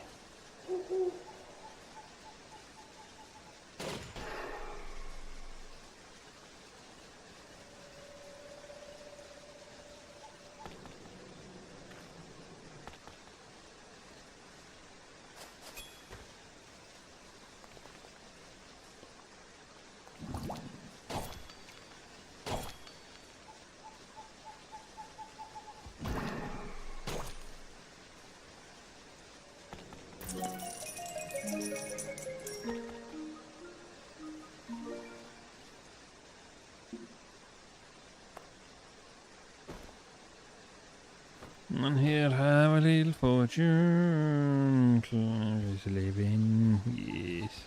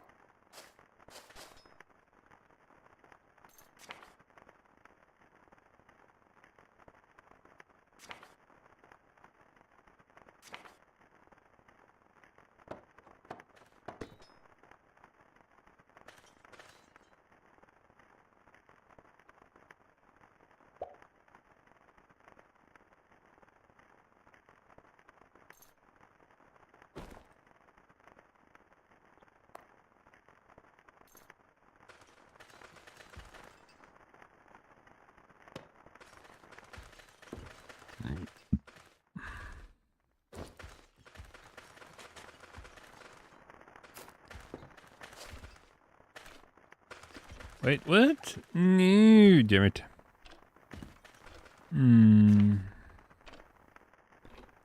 Found a guide sign.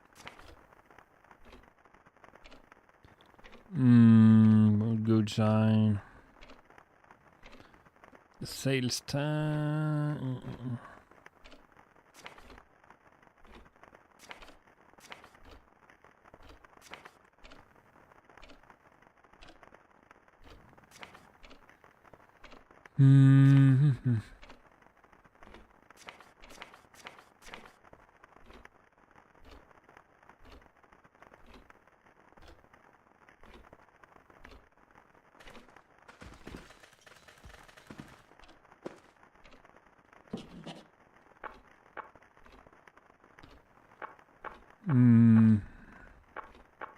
He's blind.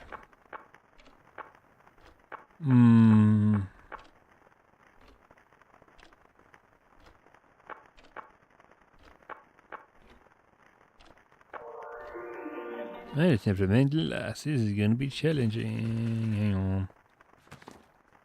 That's a humble.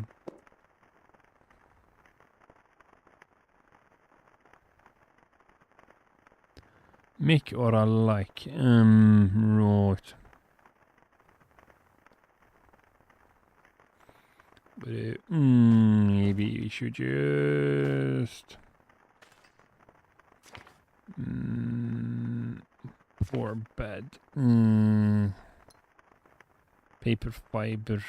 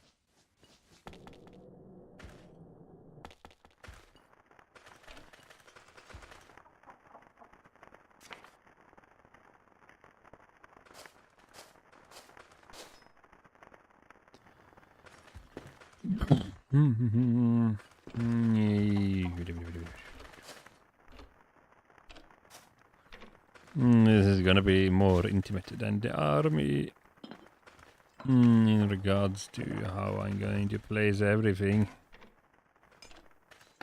Yeah, I'm not even trying to make it beautiful or sensible. No.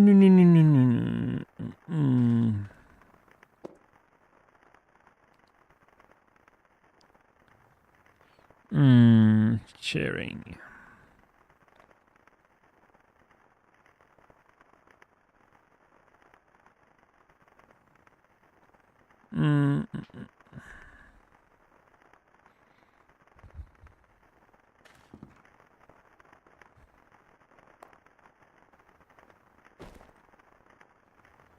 Okay, it does have an instrument.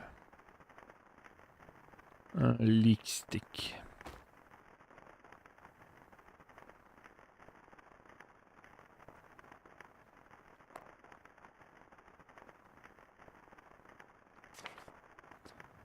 Vegetable soup doesn't work well.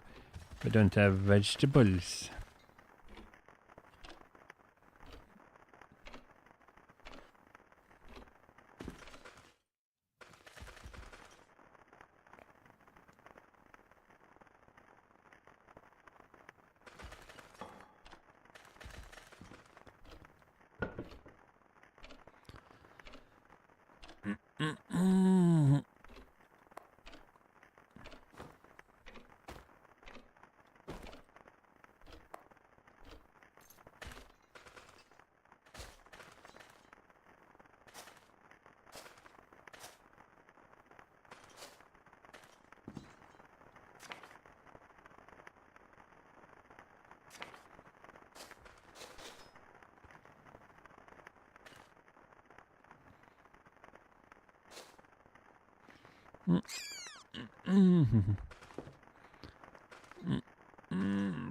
So, in other words, I am to get what I need.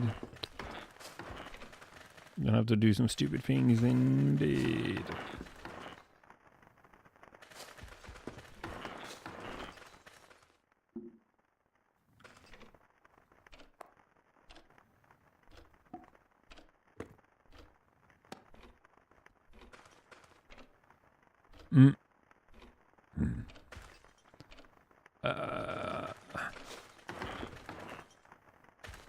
How does something just keep dying?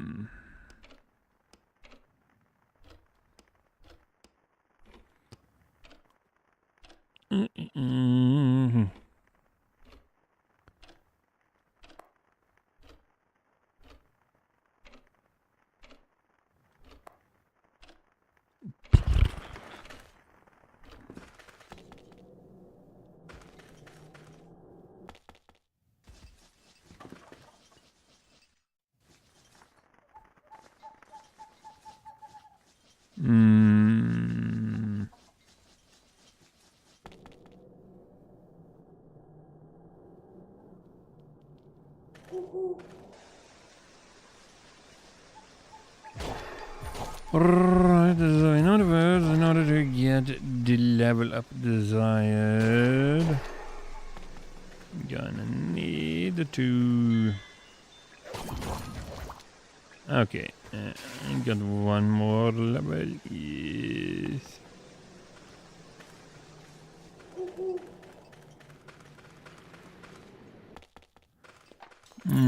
Trying to think if I need to do something else besides this.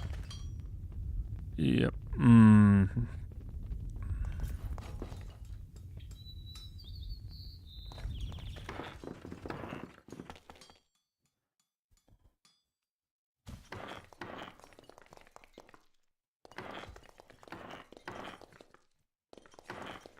So, we need skills, right?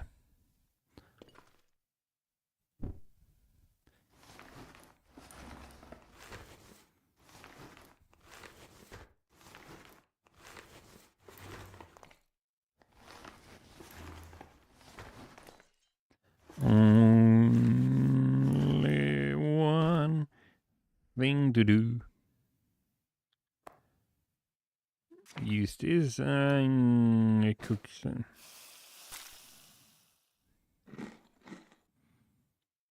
Yeah, so this is kind of stupid. To contribute to the Teeth Guild, I robbed the Teeth Guild.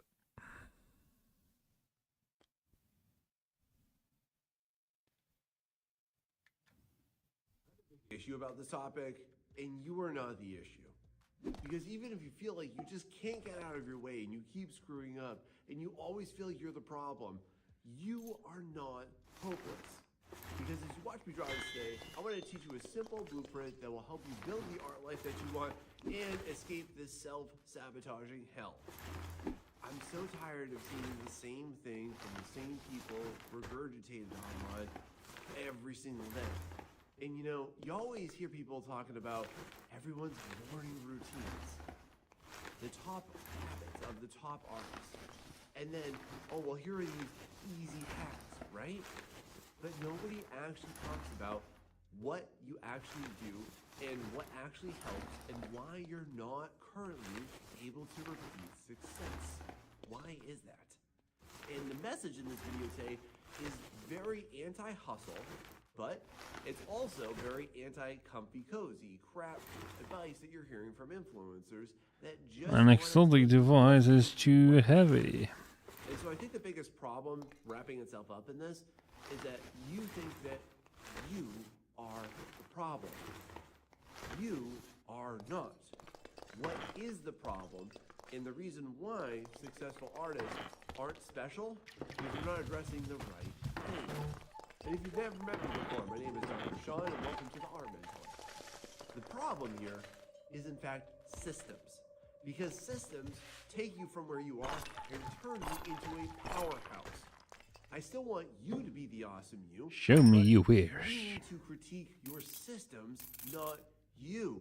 We need to separate what you are doing and who you are, and be the awesome, amazing, beautiful, cool you that you are. You amazing creator.